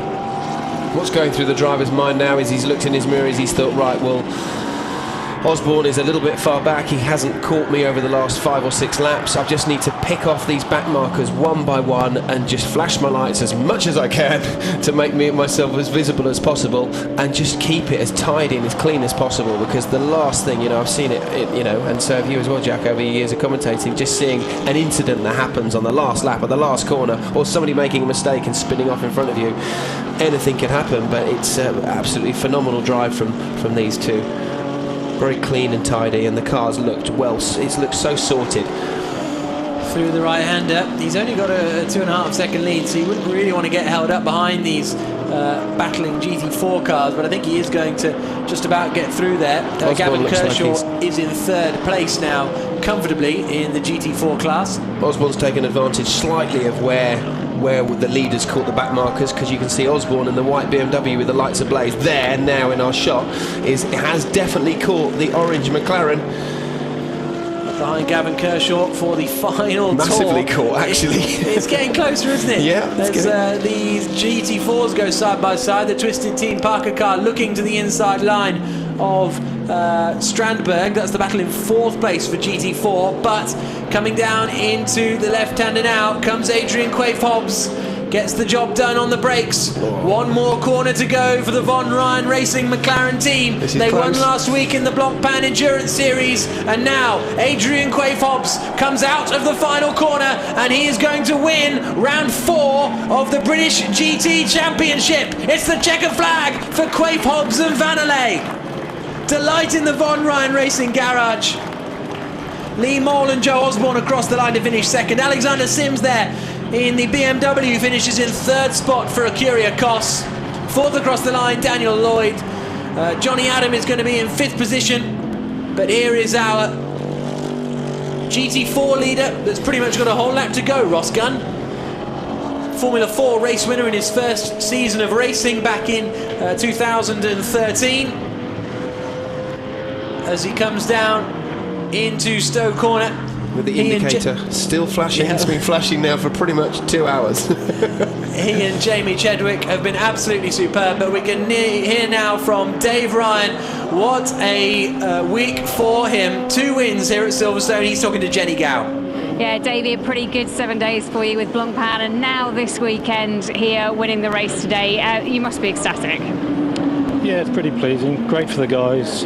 Great for McLaren as well. They've done a fantastic job, given us a brilliant car, and yeah, chuffed to bits. And what can you say about your 2 drivers? Obviously Adrian just crossing the line with the car now, but also Gilles flying in from Le Mans this morning. Yeah, I'm going to give him a bollocking actually, because he cut it a bit fine on the grid there, but no, they both came in late call and done an absolutely fantastic job. Just brilliant. And how tense were those last kind of really 12 minutes of racing when you thought maybe they were going to close the gap up and you couldn't hold on to 1st place? Yeah, it was a bit tight, but no, I don't think anyone would have got past Adrian, to be honest. He drove an absolutely superb stint, and I think he had it in control. I'd like to think so anyway. Well, you go and celebrate. I know everyone here is incredibly happy. Davey, thank you very much. Back to Jack and to Charlie. Thank you very much, Jenny. Not sure if I have to apologise for that, but if I do, then I'm sorry. But for Davey Ryan's choice language. But here is the GT4 champion coming across the line. Race winner.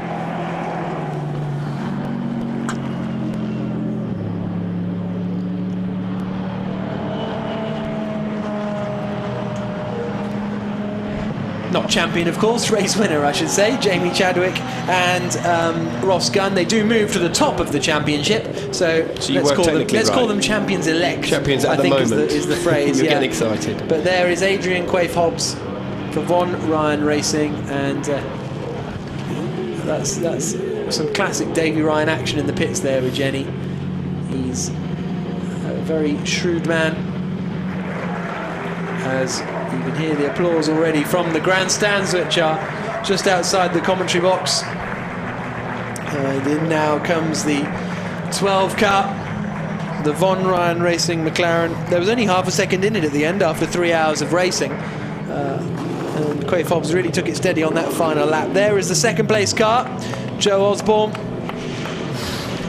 But into the pits comes Adrian Quaife-Hobbs. They only joined the championship a couple of weeks ago. Their first race in the series. Gilles Vandelay's first appearance in the championship since 2006.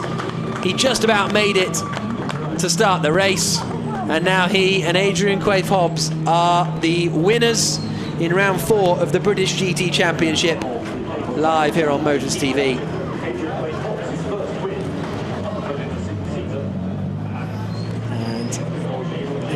Remove his helmet and speak to Jenny Gow, who is poised.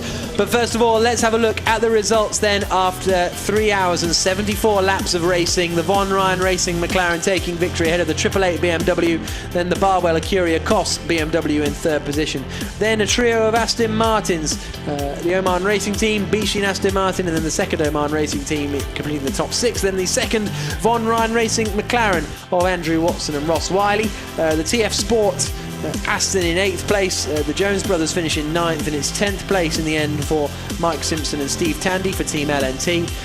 Then in 11th place we have our first GT4 car, the GT4 race winner, once again for the second race in a row, Ross Gunn and Jamie Chadwick.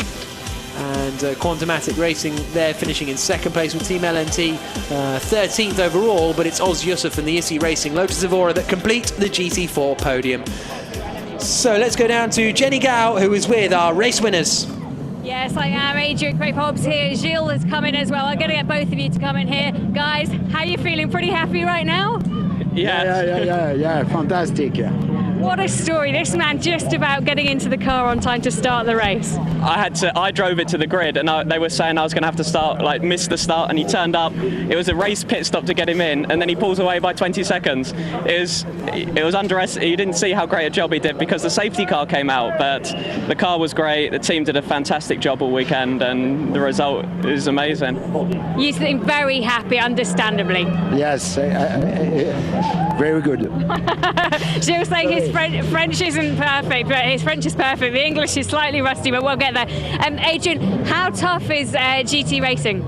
Obviously, what you saw, very tough. The cars, even though they're different, I was quicker in one sector, Joe was quicker in another, and it's difficult to judge the gap. You have to just look at the start line and work out if you're pulling away. But God, I said to my team on the radio, is it the last lap? And when they said one more, I saw about 15 GT4 cars, and I was like, oh, it's only for me to lose now on the last lap. And I played it safe because I had the gap, and then we just won, so we did enough. Well, Joe Osborne was certainly pushing you all the way. Joe's just here. you know what? I'm going to go and grab Joe quickly. Joe, come this way. Lee, come this way as well. That was a pretty tough battle at the end. Did you think you could catch the guys? Straight after the safety car, yes, for sure. We had some really good pace, but it looks like the McLaren's got a really good race pace, and we just lost the rear tyres, so it was annoying. I couldn't push them a little harder, but in the last lap, GT4 traffic came into play, and it was getting close, so yeah, I thought I had a chance. Yeah, it did seem like that traffic was maybe going to open a window, was going to be even tougher. We're going to let you go onto the podium, but pretty great round here. Thanks, guys. Off you go. They're rushing away, and I am just going to try and find... Right, we're just going to come this way. There's a bevy of people. So we have Jamie Chadwick here, and Ross Gunn is somewhere. He's just come out. Jamie, congratulations. Another win to add to the record. And at Silverstone, you're getting used to this place, aren't you? Yeah, I think after 24 hours, I've done enough laps around here to know it off by heart. But I don't think that today was as easy as Rockingham was. It was quite tough to manage it, especially with the changeable conditions. And unfortunately, I was hit on the first lap, so I went back to last thinking, oh no, this is it. But it's a long race, fortunately, 3 hours, so managed to pick our way back. Ross did some great stints at the end, and fortunately we managed the pit stops and the tyres and things perfectly, which thanks to the boys at Beach Team AMR, so delighted to get the win, and I think that's the championship lead as well. So okay, yeah. Lovely stuff. Well done, guys. I'm going to let you go to the podium. You're already there, I believe. Yes, a shame we couldn't quite hear from Ross Gunn, but the podium presentations are about to get underway here at Silverstone. And they will be heading out onto the podium in a couple of moments' time. So Marco Attard and Alexander Sims are in third place. A great performance from them, another podium for them. And then Lee Mole and Joe Osborne in second position. And on the top step of the podium for the Von Ryan race.